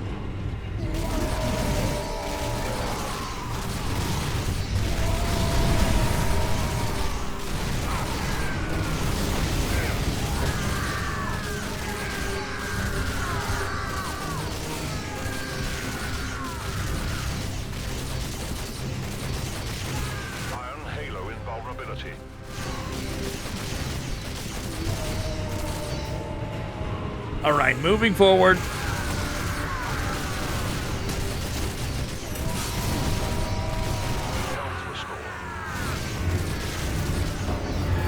Checkpoint finally. Haste to the teleporter. I'm working on it.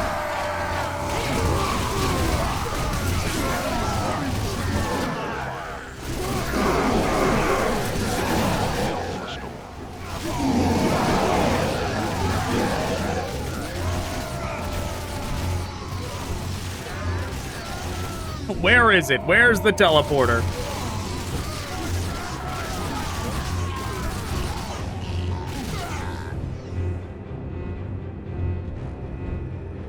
Not that way, apparently.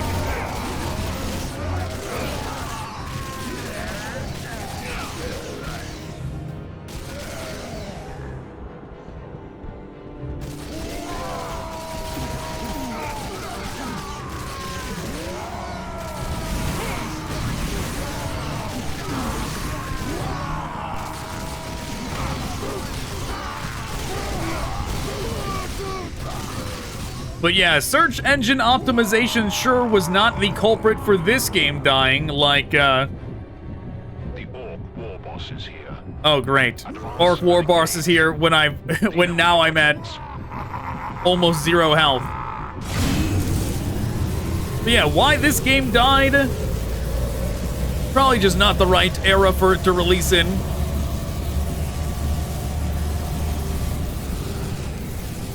Like, as time goes on, PC gaming becomes more and more popular. More and more people convert to PC gaming. And as a result, games that can have a second life on Steam and can live forever on Steam are going to be a lot more successful. Right? Like, this game released on Steam, but probably just during a bad era. The early 360 PS4 era was not a good era for Warhammer to be like a top-of-the-charts financial hit. Because this game is definitely fine enough to not die, right? Oh, what in the fuck? Tyranids? Wow, look at this. This is a pleasant surprise. I certainly did not expect this.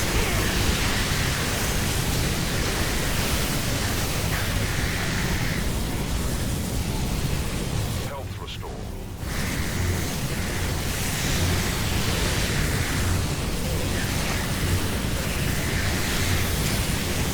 The Tyranids are too numerous. You will be overwhelmed.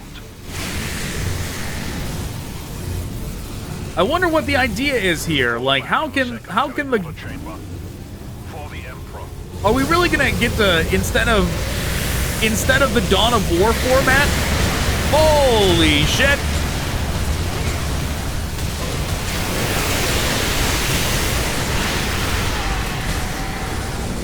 Oh yeah, wrong place for me there. Oh man, that's so garbage. Like, oh my god, if I had known I wasn't supposed to stand specifically there, like I wasn't actually supposed to go over there.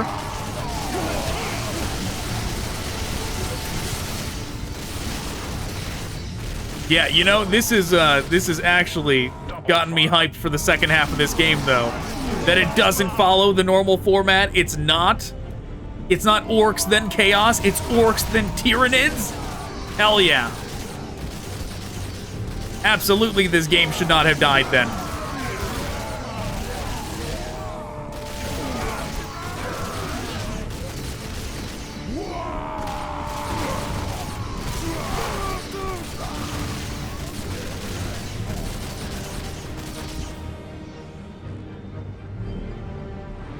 Well, yeah, they all look fine over there. The Orc War Boss is here. Advance and engage. I'm gonna try. Protects. Right? Like, what are we gonna get to face for the Tyranids? We saw warriors, rippers, gaunts. What is the extent of the High Fleet? But wow, yeah, and it's a Leviathan as well, which, I mean, of course it's a Leviathan. Kraken sure was never depicted in any meaningful way. There was no games where you got to actually face off against Kraken in any in any tangible way that meant anything. Which is a shame. We never got to see the old school Carnifex, the 3rd edition Carnifex. We never got to see that in any way. Cut them down.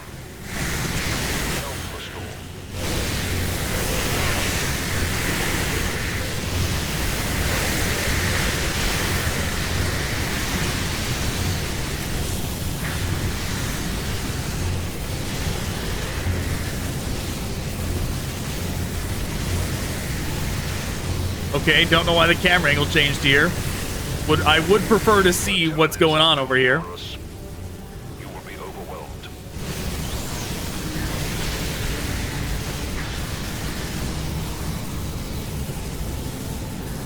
Fall back to the 2nd teleporter chamber. For the Emperor. But yeah, how they recently released the Screamer Killer in that Leviathan bundle.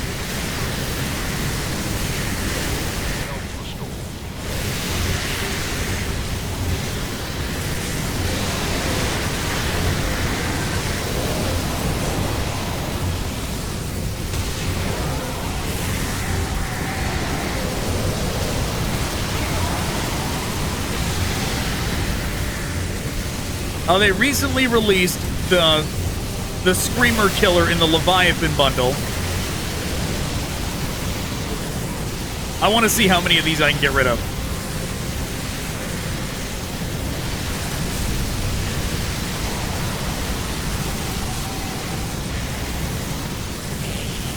Gene Stealers.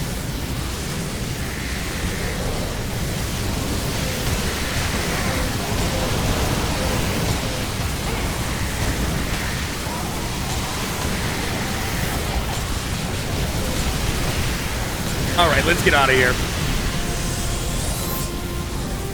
Look at them all. No, never mind. There's no Rippers. I saw some kind of thing pop up on the screen talking about Rippers, but I sure did not see any there.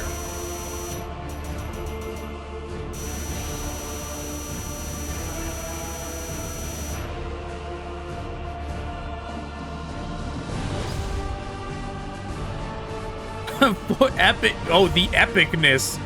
Force Sword. How great. Now we've got some tier 3 upgrades as well.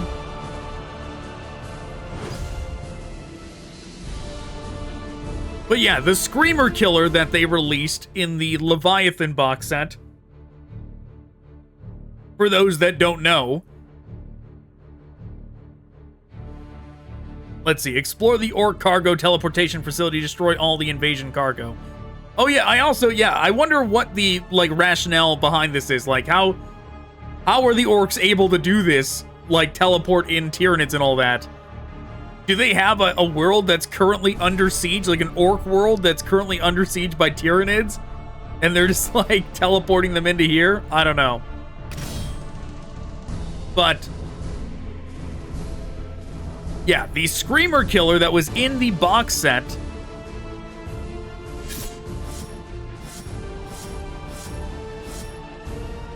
There we go. I should have checked to see if I have the rocket launcher. The Emperor protects. But yeah, it was in the box set for. You have been transported into the bowels of the cruiser's teleporter complex. Great. Sensors suggest the area has been infested by Tyranids for quite some time. Yeah, this is great. This game just got like two points higher for me, like just because of that. And seal this part of the ship. You must. Ooh, there are little Rippers. Look at them, scuttling around.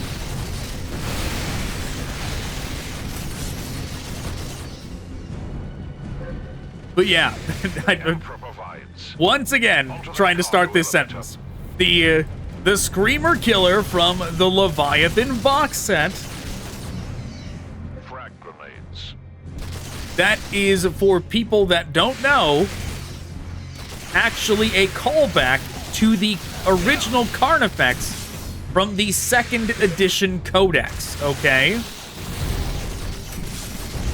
That's actually where that is from. And it makes me wish that, like, hey, if you're gonna do that, and bring back the original Screamer Killer, and since bringing back the 3rd edition Carnifex is probably out of the question,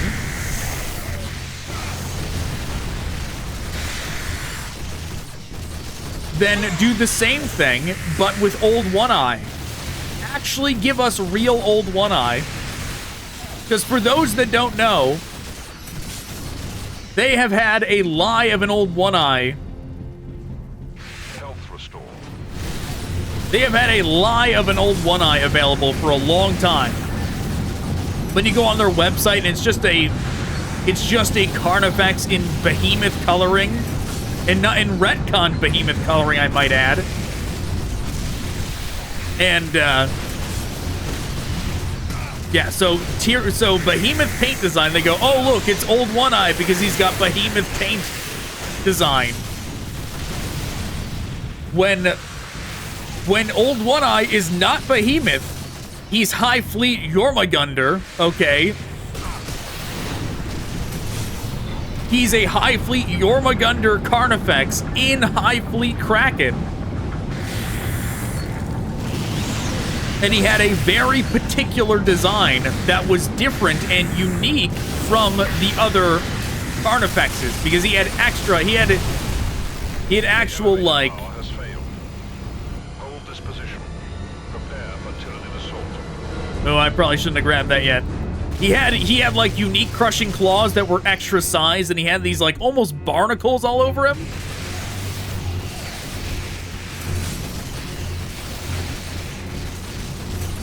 He was actually unique compared to the other Carnifexes. He was like bigger, buffer. Like I said, had extra large crushing claws. He was a real hero unit, a real unique hero unit for the Tyranids. And they have never done him justice since. There was a brief period of time where they were selling the, like, modern Carnifex. Back when the modern Carnifex was actually much more biomorph diverse before they have neutered the Carnifex for the modern iteration. And when they did that, yeah, I absolutely should have saved that healing. Them showing up with guns randomly was very problematic. The Tyranids and seal this part of the ship. You must find a way out. Wow, it kind of sucks that there was no checkpoint at the elevator. It's kind of like a what the fuck moment. That it just kind of throws me back all the way to here. The Emperor provides. He didn't provide a checkpoint. The Emperor sure did not provide me a checkpoint. Frag grenades.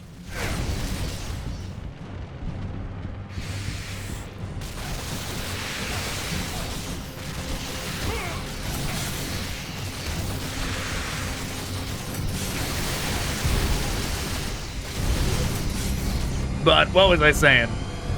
Yeah, Old One-Eye. The Screamer Killer makes me think that maybe, come on, camera angle. Why have you not changed camera angle? There we go. The Screamer Killer makes me think we're headed for a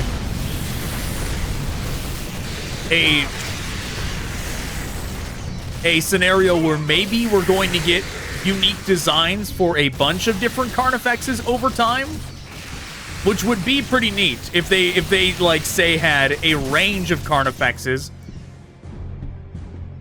like 5 or 6 of them, that all had unique designs.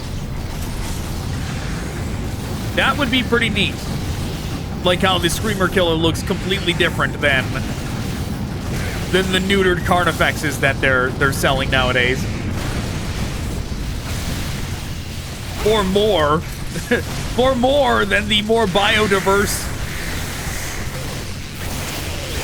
Carnifex is sold for before, by the way. Because they changed the material. That's back when it was the other kind of plastic. So they cut out, like, 90% of the biomorphs. Cut out 90% of the biomorphs. Health restore.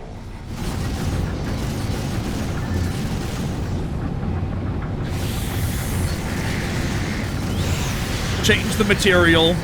Increase the price by like 20 bucks.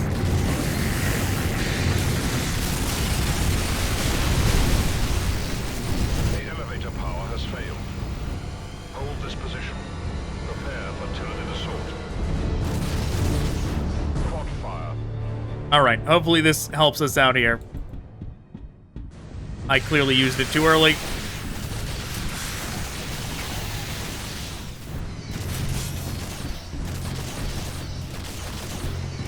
But yeah, what I was getting at is that if we did get more unique Carnifex designs... Wow, this turned out to be a total waste using this early here.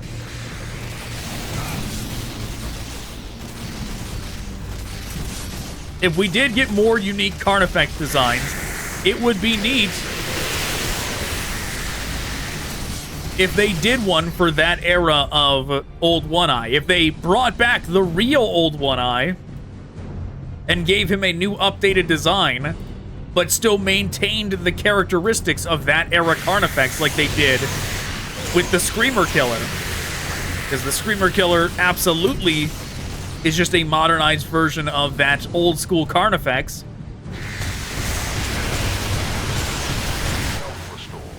Similar to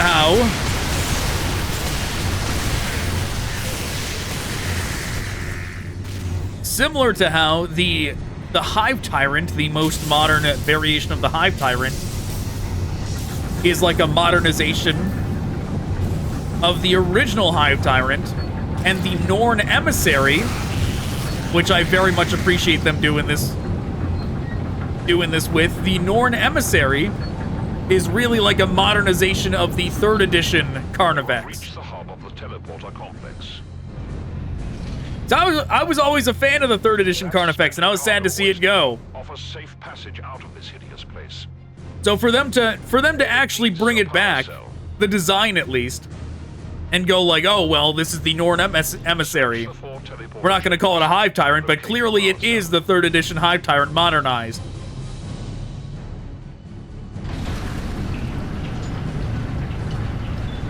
Prepare for battle. For the Emperor.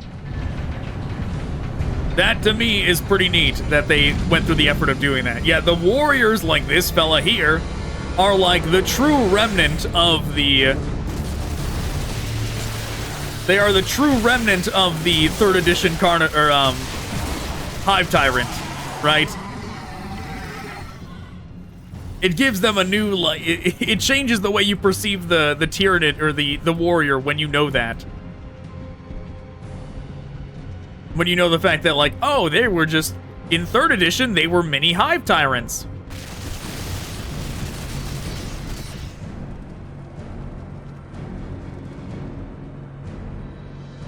The teleporter is filled with Orc battle cargo.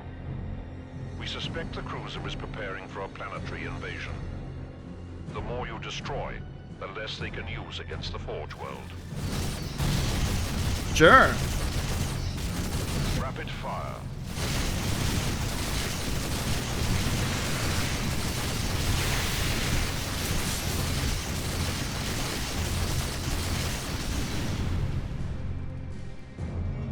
Nothing short of an explosive charge will stop these vehicles. Search the area for explosives. Okay.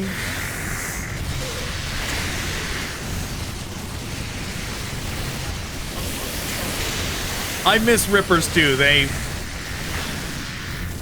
just recently kind of brought back Rippers, but Rippers were gone for a while.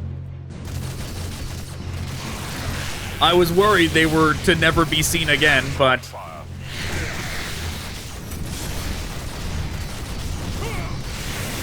like I think there was at least like a couple codexes there where they weren't even like in the codexes.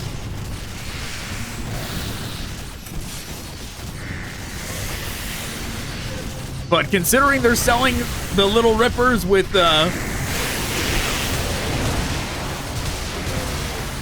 like the like get started painting sets kind of thing. Health restore.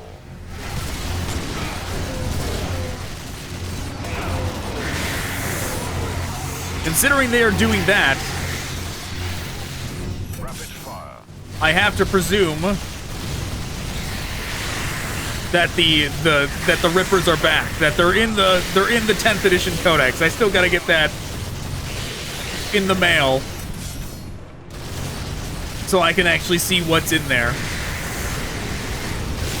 And also see if there's anything, because like for a while there's a lot of codexes where there's like stuff they have not even made models for yet. Health restore. And they give the, oh my fucking god, are you joking, game? The Emperor. No fucking way. Oh, game! Why would you have that there?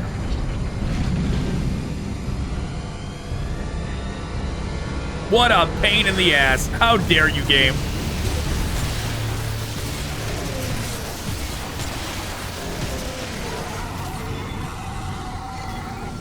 Now I get a checkpoint. Wow.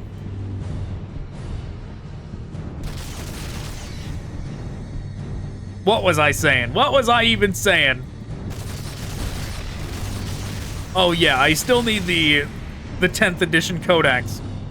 And there are plenty of codexes where there is stuff in them With orc battle cargo. that they haven't even come up with a model design for. Preparing for a planetary invasion. The more you And I destroy, wonder, the less they can use against the Forge World. and I wonder if there's anything like that Rapid fire. in the most modern one.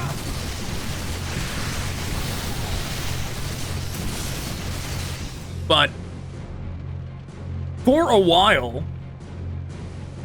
Nothing short of an explosive charge will stop these vehicles. Search the area for explosives. we seem to be in a phase where they like actually are coming out with those designs though.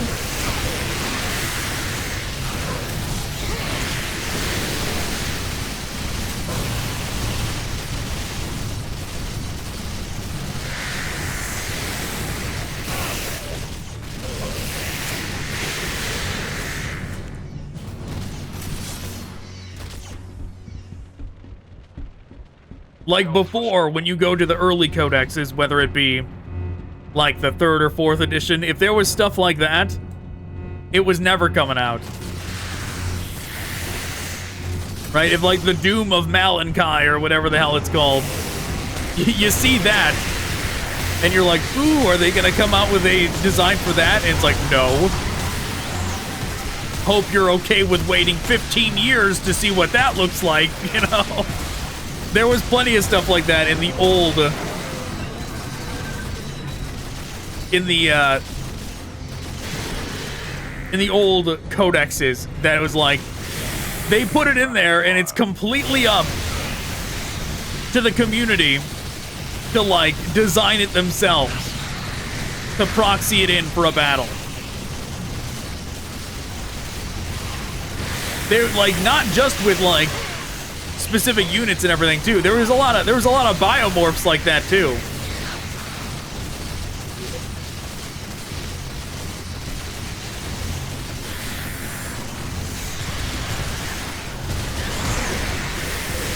Like nowadays, Health restore. nowadays you can actually just buy winged Tyranids or like winged Tyranid warriors, or at least you used to. I actually have not seen those on the store for a while. Did they get rid of those? That would be wild.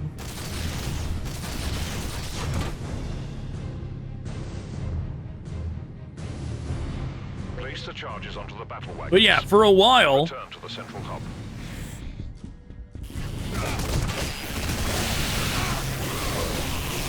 for a long time, really, not a while. It was a long time. It would be in the codexes like, yeah, you could add wings to your Hive Tyrant or your warriors. You could theoretically do that, but there's no option to actually buy what you need for that.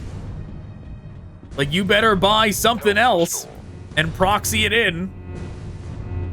Right? You better buy wings from something from the Warhammer Fantasy lineup and take those wings and put them on some Tyranids. Which is like absolutely what people were doing back then.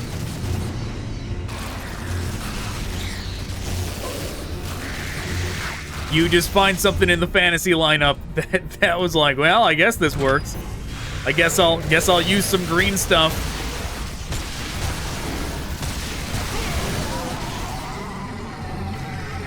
Mash it all together to actually make my own custom wings.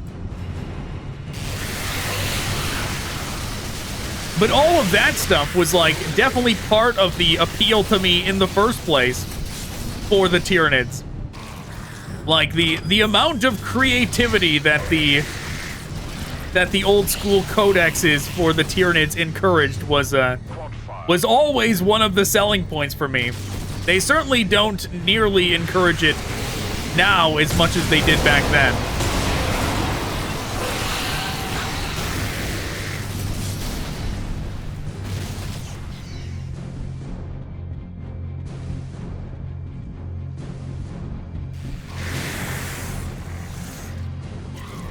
Press the detonate.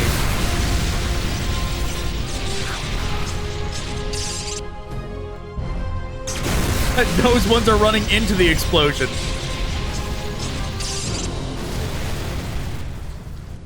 Maybe I was supposed to wait until there was like a maximum amount of there in there to get like the best visual.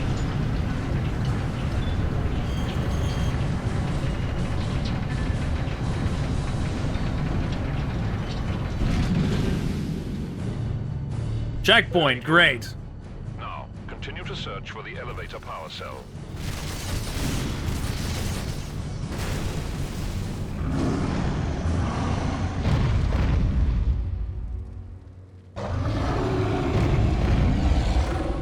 This kind of stance that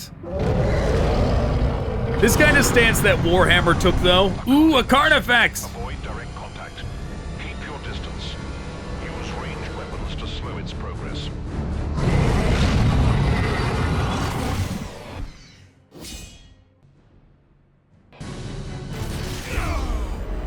Oh, did I? Oh, God. Well, I shouldn't have paused the game, I guess.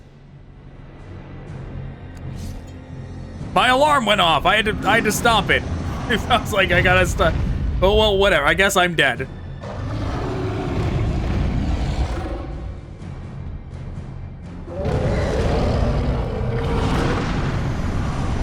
Carnifex.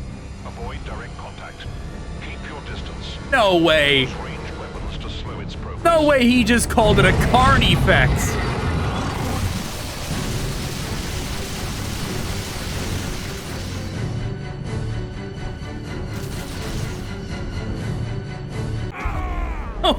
What the fuck? It lied to me. I saw that it said sprint. I was like, so I'm supposed to sprint? Because it said use the weapons to slow its progress, but... Alright, whatever. We'll figure this out. It seems like it's gotta be like a... Oh god, we gotta hear it. We gotta hear him say Carnifex every time we fucking reload this.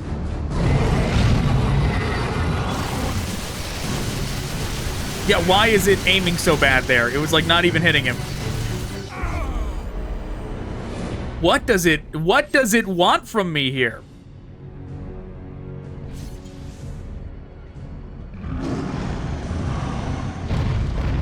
Let's just try and sprint from the start. It said use your weapons to slow it down, but let's see what happens if we just run. The fact that it was like actively trying to pull my aiming reticle away from him for some dumb reason makes me think that maybe it does just want me to run, and that it's a total lie to use the weapons.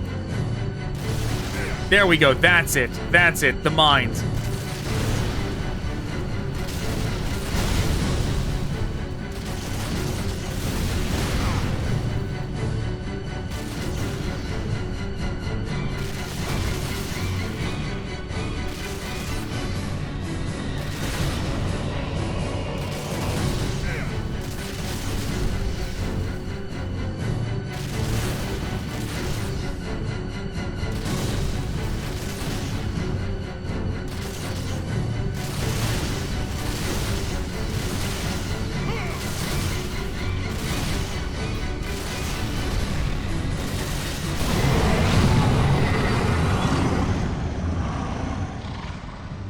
The Carnifex defeated. Fear no evil, fear no death.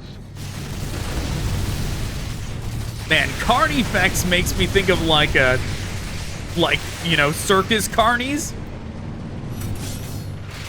And what would that be? Like a literal Carnifex, like some kind of horrible monster design from some kind of clown design, some kind of carny design.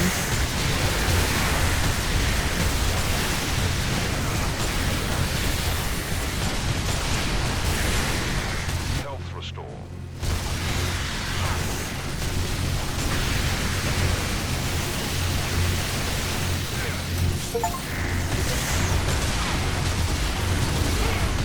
Ah, it's a Reaver! the most underutilized Tyranid of all time.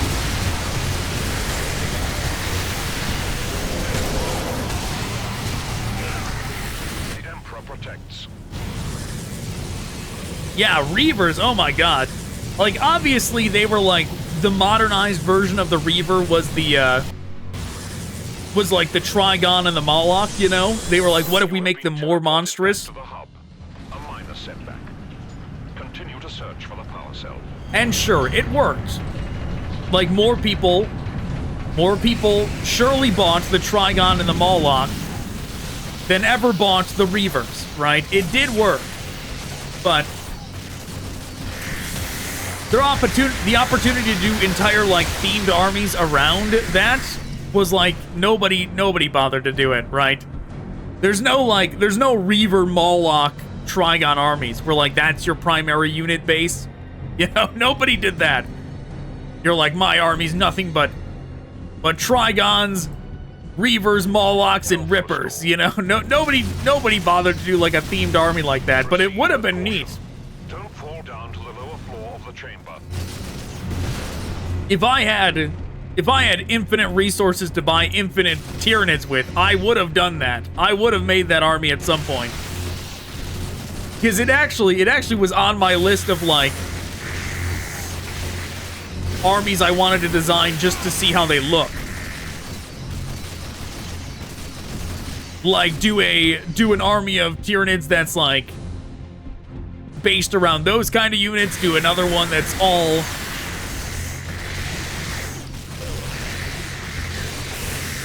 that's mainly based around flying units and artillery. So you've got, like,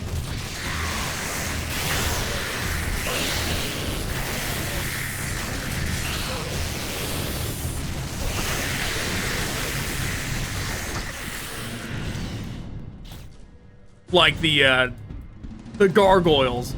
The gargoyles and the hive tyrants and everything else that flies.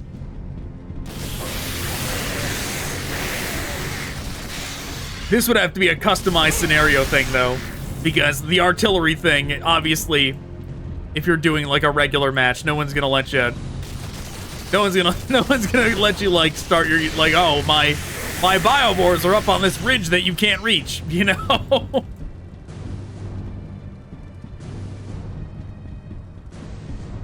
Almost just ran off the edge there.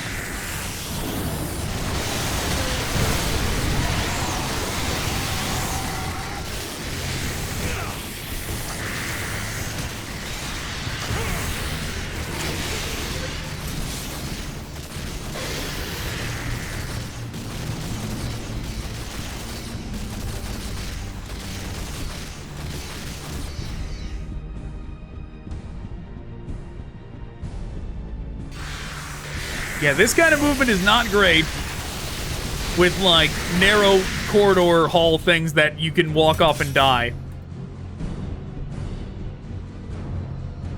Probably gotta do, like, the zigzag movement like that. Ooh.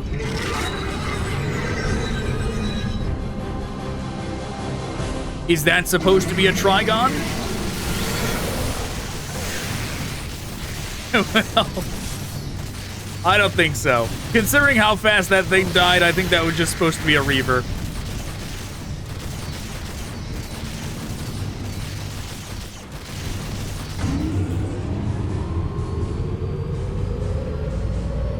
Destroy this unstable teleporter platform.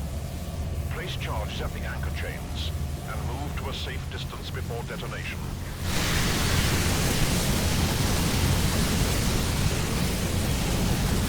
Health restore.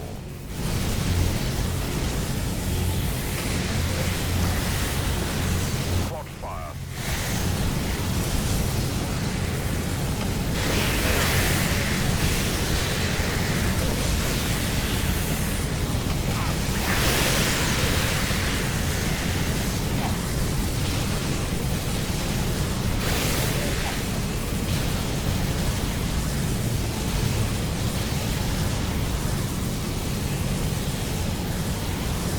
Okay.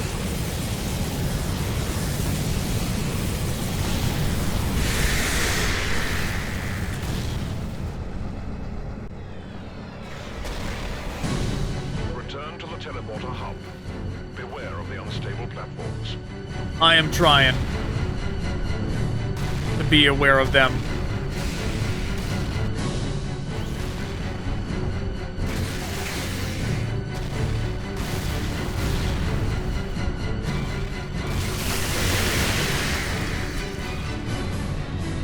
Like I said, this movement is not great for this.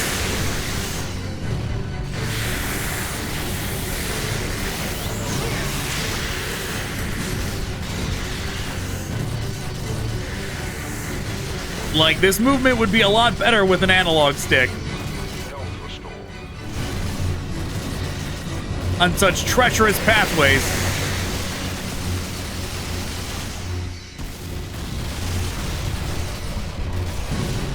No, you fucking game! God damn it!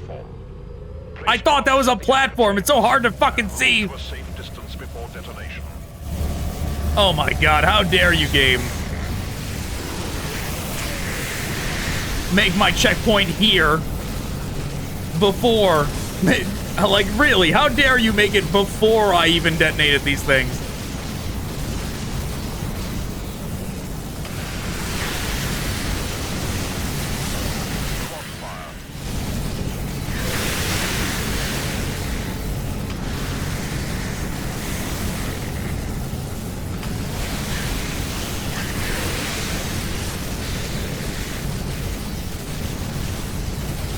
Man, I am definitely happy with this purchase, though.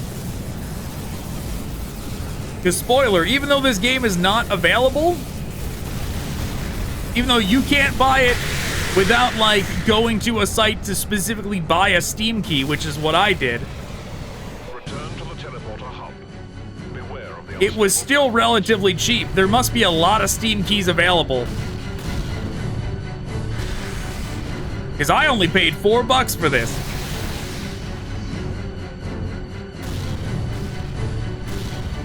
It was definitely a bargain. I saw that and I was like, wow. That's probably cheaper than it would have cost me if it was still on Steam.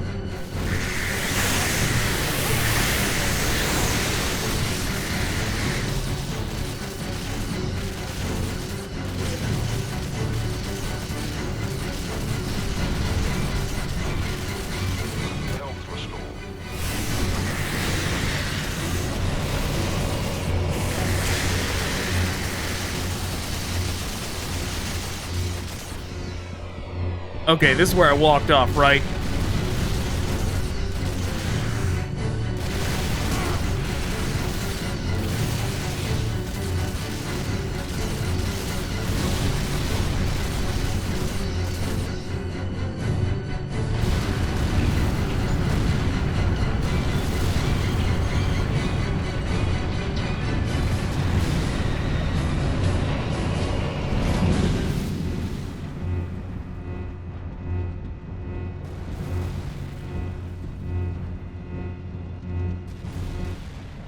Cell must be in this area. Search it. Ooh, spore mines even. Wow, they sure went through. They seemingly did like the entire lineup. They seemingly did like the entire lineup. Is destroyed. Use the transport platform. The entire 4th edition lineup.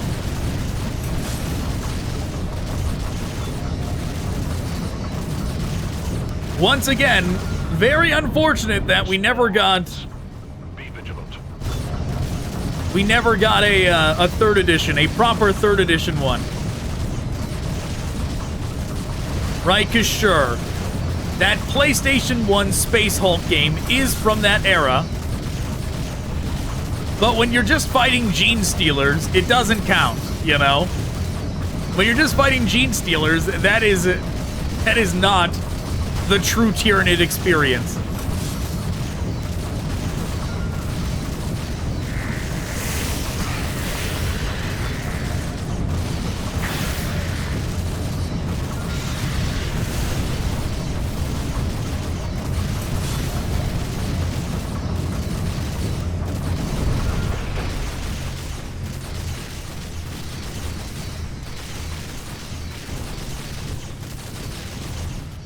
At last, you have located the power cell. I didn't even see that one. Activate the crane to place the power cell onto the transporter.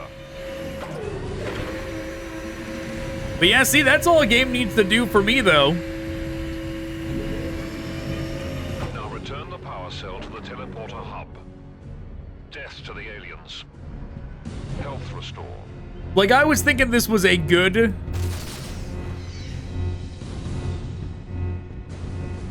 What am I doing?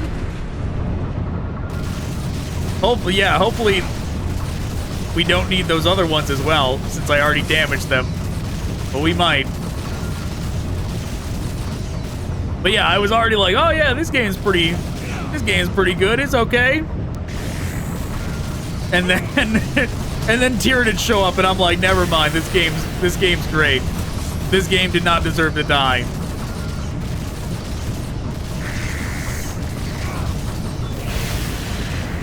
Shame on us for not appreciating this game when it came out.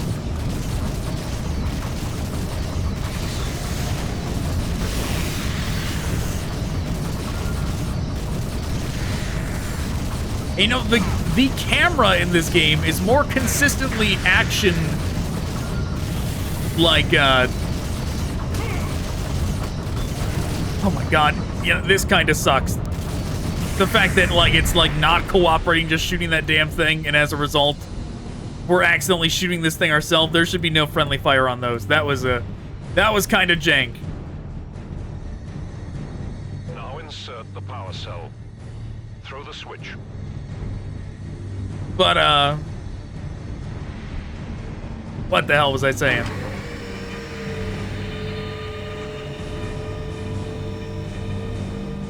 But yeah, I thought it was gonna be much more like top-down, one of those ones where the camera's like right above your units, but the camera placement in this is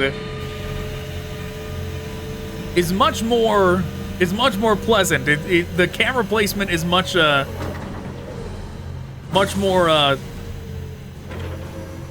appealing than a regular top-down shooter like this.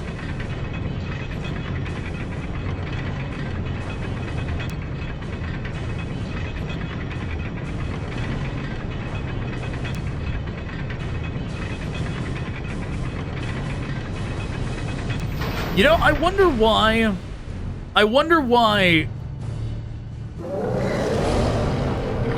Oh, jeez. There's a Hive Tyrant.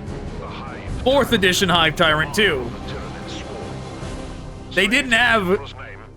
There was no winged variation for this Hive Tyrant yet. The 4th edition Hive Tyrant did not come...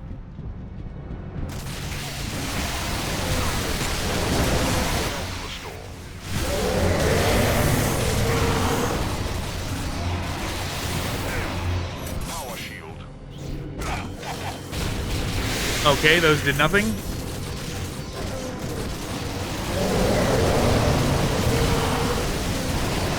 Fourth edition Hive Tyrant did not come with wings, if you were wondering. That was not an option yet in the Tyranid lineup. Damn it, I was trying to circle around to the health. The shield ran out too fast.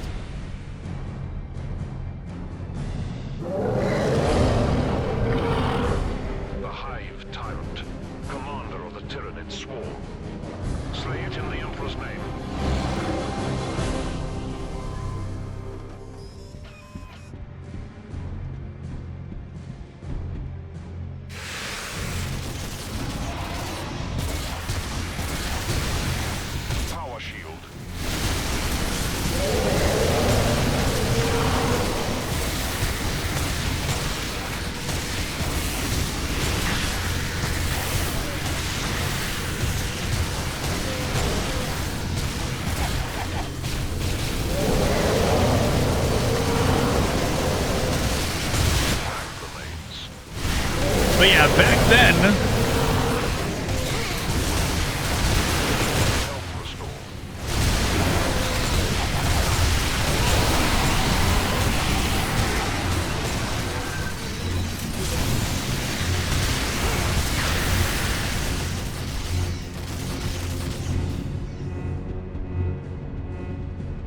Well done.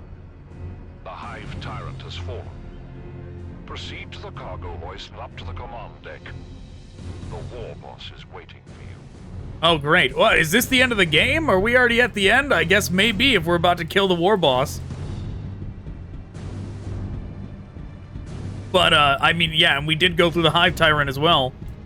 It makes sense if only the war boss was left. How am I supposed to get up to this thing? This is the elevator it's talking about? But yeah, back then, the Hive Tyrant model was metal. Eventually, they released the plastic variation with the wings, but the original version was not. The original version was very bulky. Oh, I guess my assumption when I said earlier that, judging by the pace, that maybe there was only 5 missions, it looks like I was right on the money. We did it. We got the rocket launcher.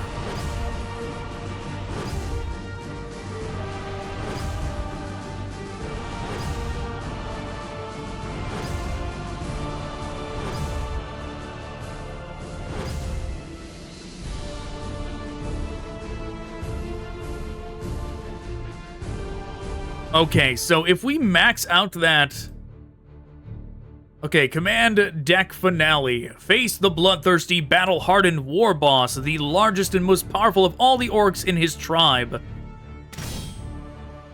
If I max out the bar, the damage bar, surely, like, there's no actual max, right? It shows, like...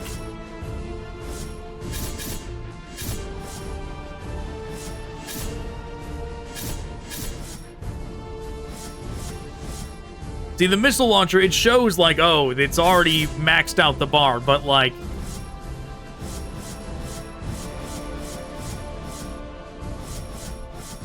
Oh, I guess there's no going back. Yeah, like, even if it wasn't 25% though, it probably would already have the bar maxed out. So I'm presuming that's just a visual, and there's not actually a cap on the missile damage. So...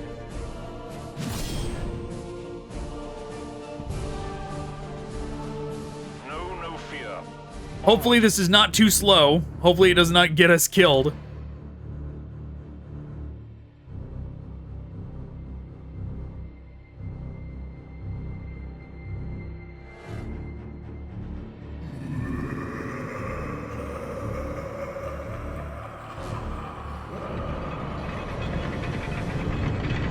At last, we have reached the cruiser's command deck.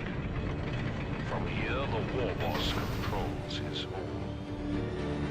But yeah, they did the Scything Talon version of the... This is his lair, his command chamber, holding trophies from historic bloody battles. They did the Venom Cannon Scything Talon variation of the Hive Tyrant, which, you know, is not the... Certainly not the primary version. Yeah, this missile launcher is certainly not slow. The primary 4th edition one was, Bone Sword, Lash Whip, and the Venom Cannon. Which makes me wonder... Like, surely the Dawn of War 2 one did that. Proceed into the command chamber. Leave no orc alive. Rapid fire.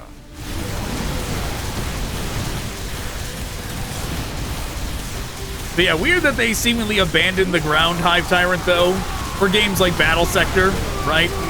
Battlesector completely abandoned the grounded Hive Tyrant for some reason. Which is unfortunate. I do miss having that as an option.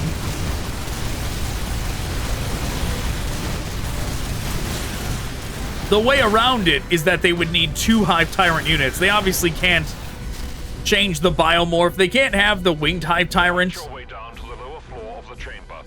Kill them all. They can't have the winged Hive Tyrant just be like, oh, switch off its wings. I'm sure that might be out of scope, but you could potentially just have a second listing. Health restore.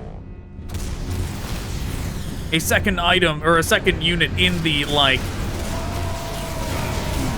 in the directory, in the unit directory for a grounded Hive Tyrant. You just, like, put the winged one. You just put Hive Tyrant and Hive Tyrant, parentheses, winged, you know?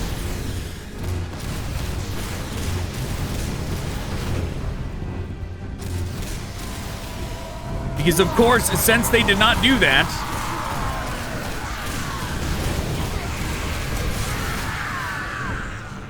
because they do not have a grounded Hive Tyrant, obviously things like the Swarm Lord are not available in Battlesector.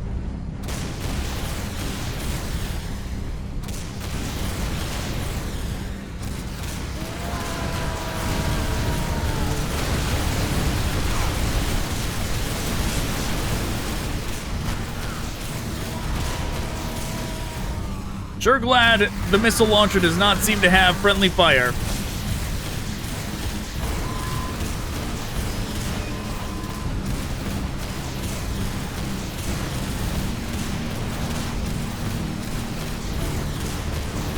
Triple fire. Where did those barrels come from? They sure did not roll down to me right.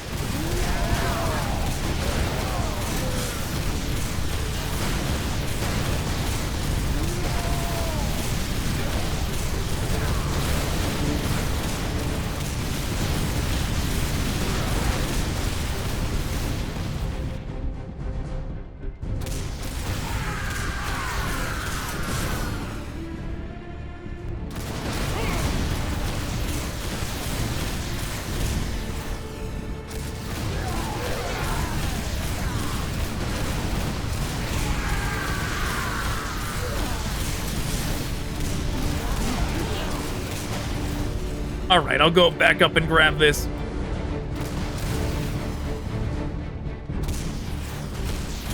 You know what does need a redesign? Is the Bio Titans.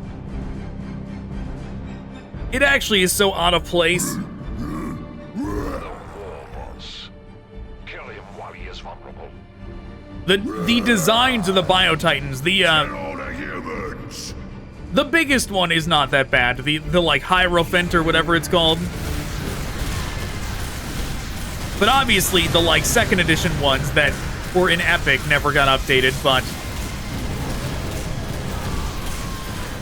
but some of the Epic ones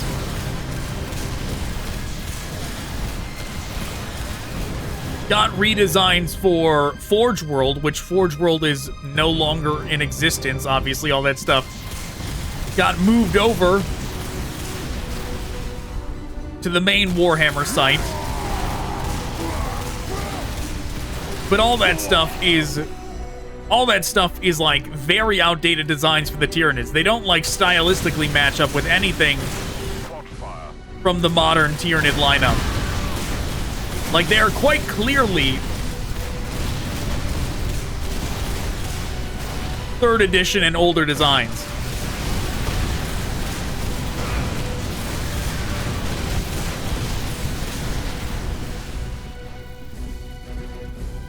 The Haradrim specifically, I always think about how outdated it looks.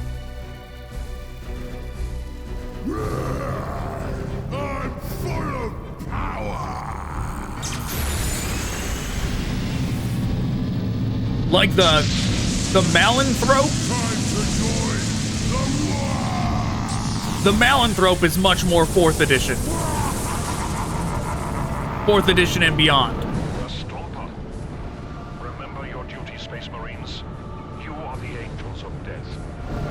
Oh, the final boss is a Gorkanaut thing. That's pretty neat. An actual mech. Wow.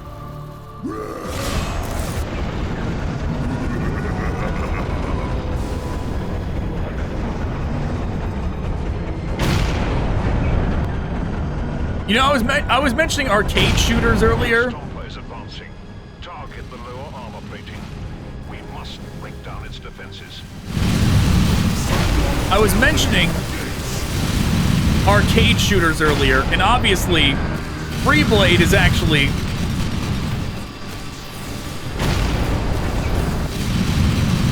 Wow, this boss fight is loud. From the twin super Gatler guns, the Emperor protects.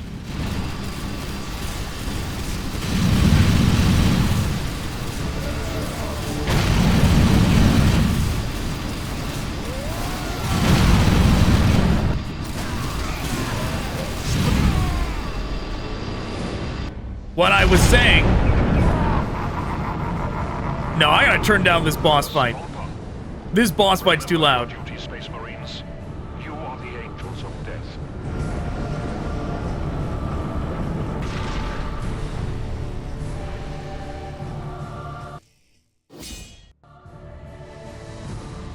But yeah, what was I even saying?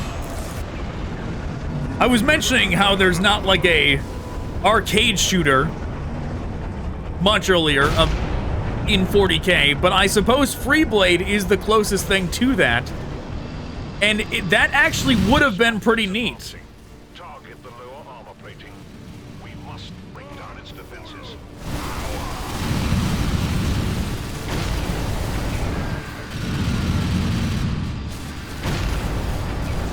Avoid fire from the twin super Gatler guns. The Emperor protects.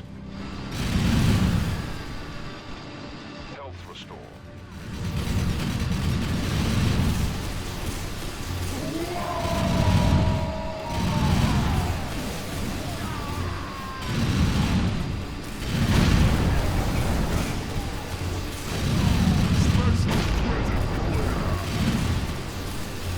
But yeah, actually seeing like a Freeblade arcade machine in a movie theater would have been pretty neat.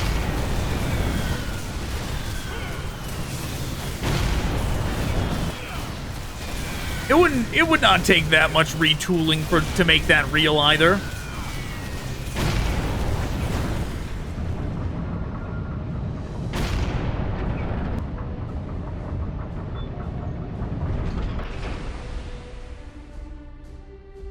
So weird that this boss fight is just louder than everything else in the game. Where I actually had to turn it down. Health restore.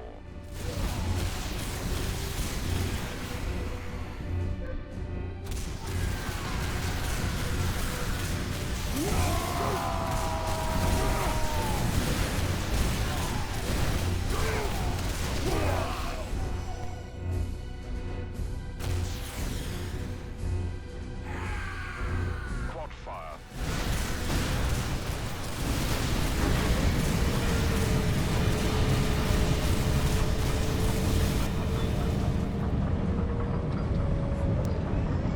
But yeah, if you just cut out all the excess and made Freeblade an arcade shooter, it could be a very nice condensed arcade experience.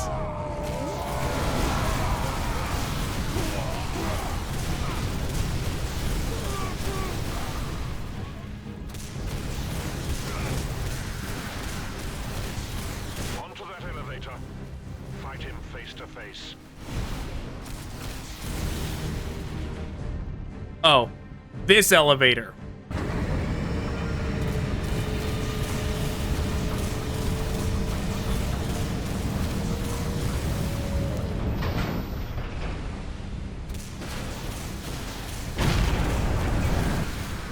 Health restore. Checkpoint. Very nice.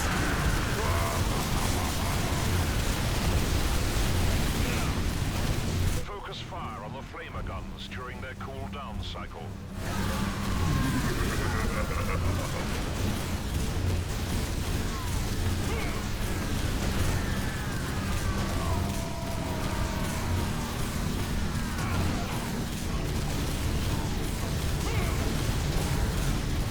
Stop shooting me! Time is not on our side. Push on and complete your objectives. Trying to check to see if those are destructible. Did not see.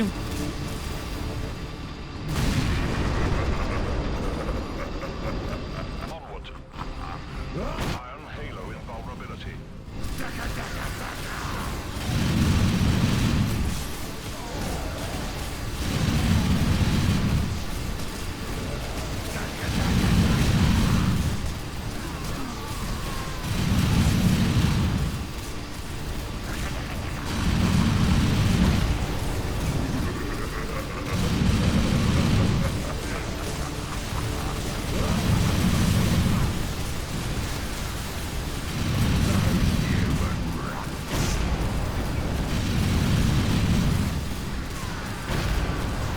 right, come on.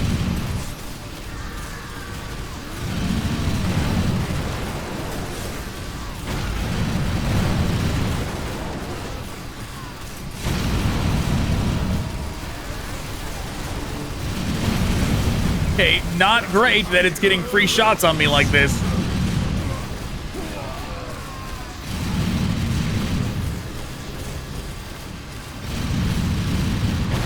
When how far I'm allowed to move is very limited.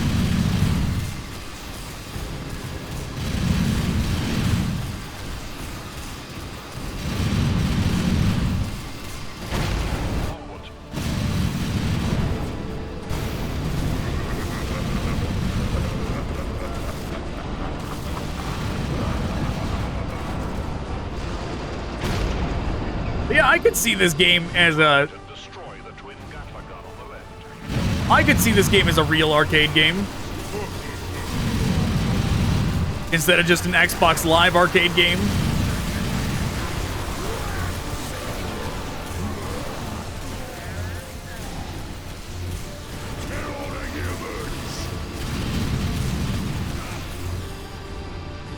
to the right. Take up a better vantage point and destroy the super Gatler gun.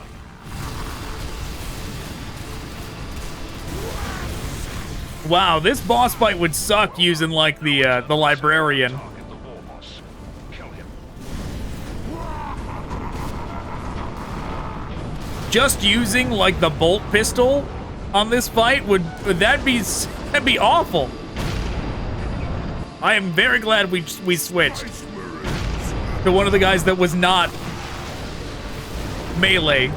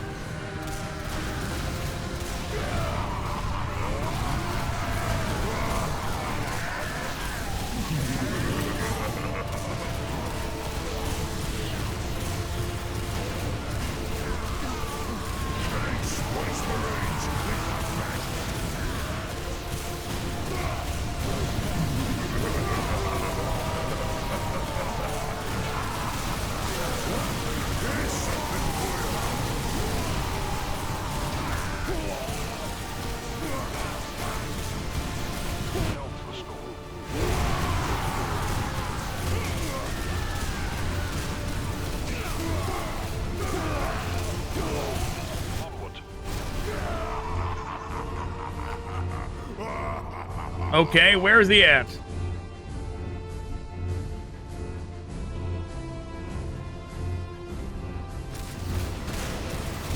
Maintain a safe range.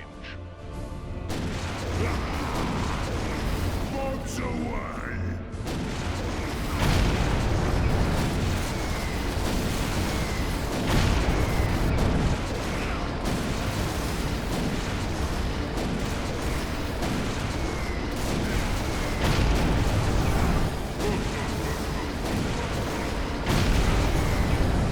This is pretty fucking crazy. Oh, what the fuck? I don't remember. I better got a checkpoint there. Maintain a safe range. Bombs away!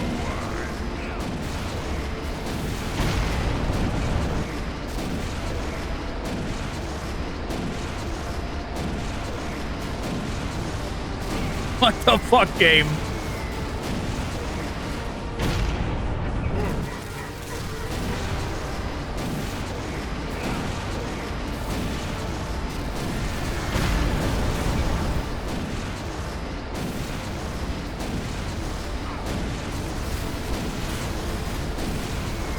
Health restore.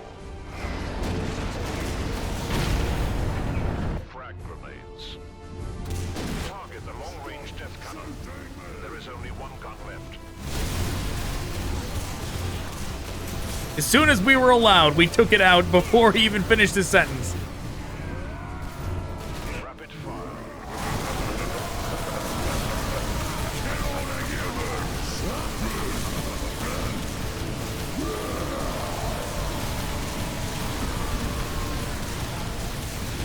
Time to join the war!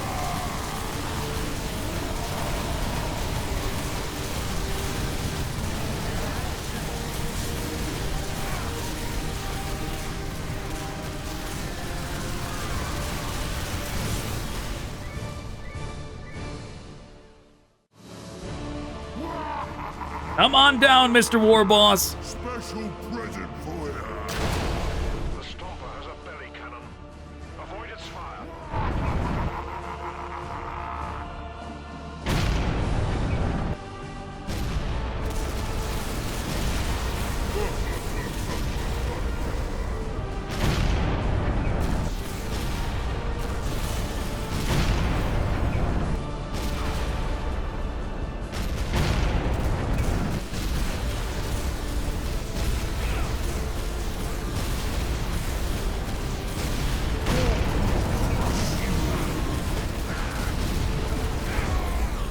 God fucking damn it.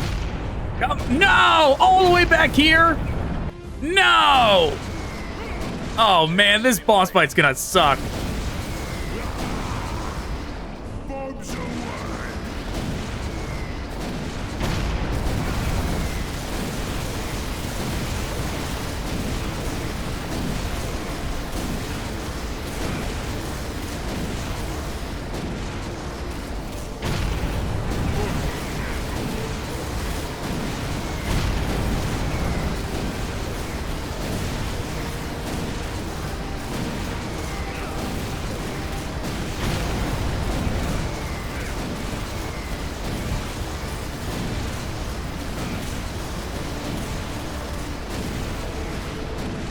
Health restore. Frag grenades.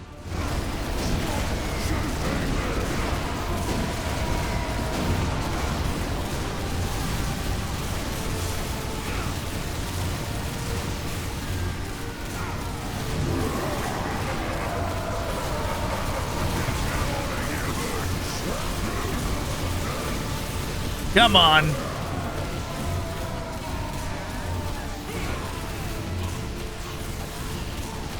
Wasn't there a second health restore around here? It's sure not around now.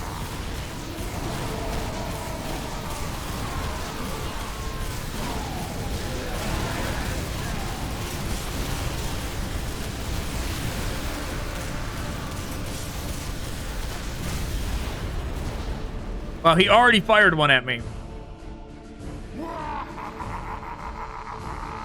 Special present for you. The Stomper has a belly cannon. There's no cutscene skip.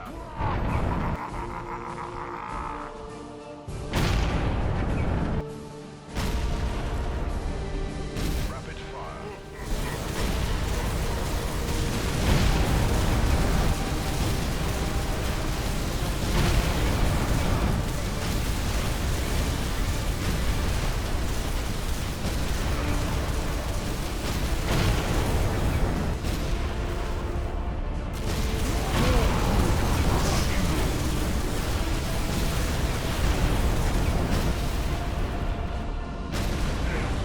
Health! Give me the health! Health restore. Checkpoint, you fucking game! How dare you kill me before this checkpoint last time?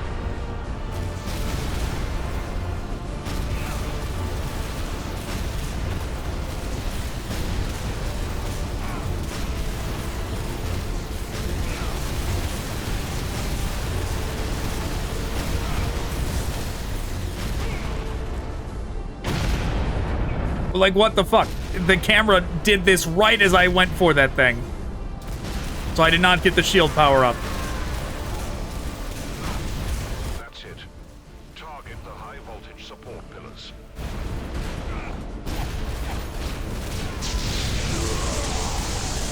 Sure would be nice to have that power up. Where's the shield? Give me the shield. No.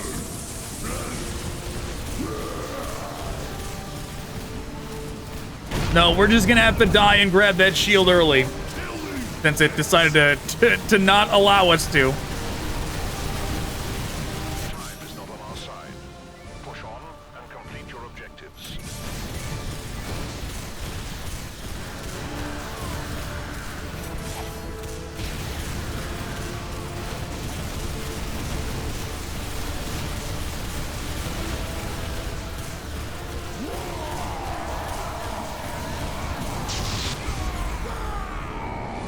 Yep, what I say. How dare you, game?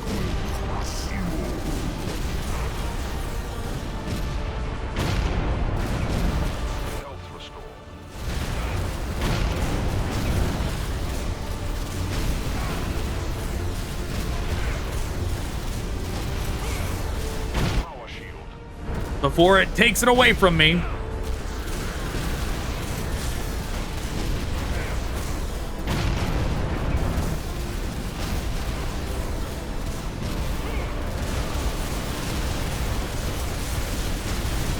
That's it. Target the high voltage support pillars.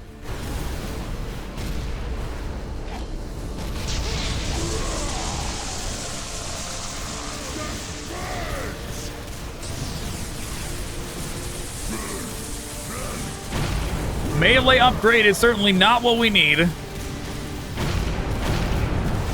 Someone kill these gates! Righteous fury. Time is not on our side. Push on and complete your objectives.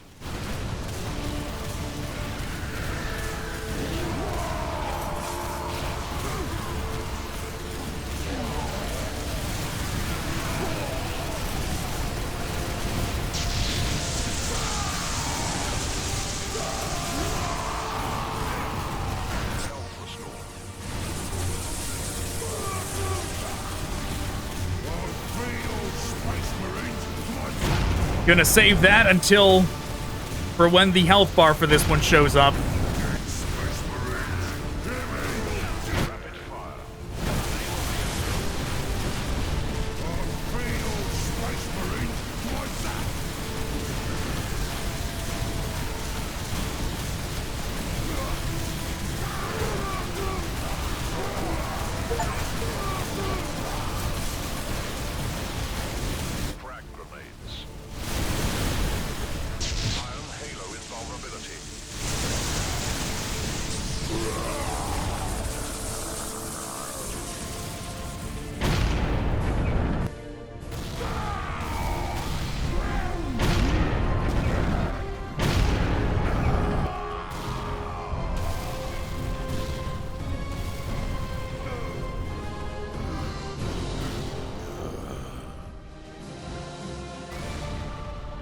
Oh, so we never really get to fight him? Dead. Your mission is complete. Against all the odds we have once again endured, we must relay news of this ship's invasion plans to the Imperium.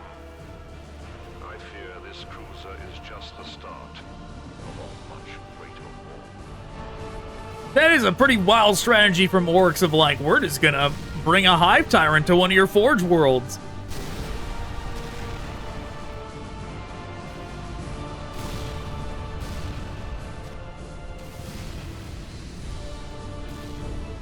You know, too bad. They always say, like, oh no, you know, like, there's sections of the galaxy where Tyranids are fighting orcs and Tyranids are fighting demons. What kind of biomutations could possibly occur from these? We never really see. We never really have seen what that actually means, right? What happens when they incorporate the DNA code of demons and orcs? They never have really explored that, even though they keep teasing it. Maybe someday. Special move enhance. Survival level.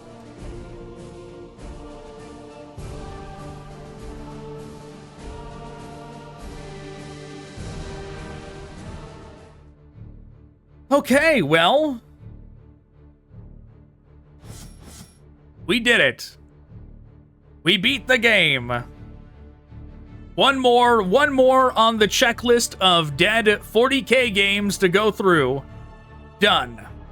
So, alright, I suppose that is where I'm calling it. Thanks for watching. Goodbye.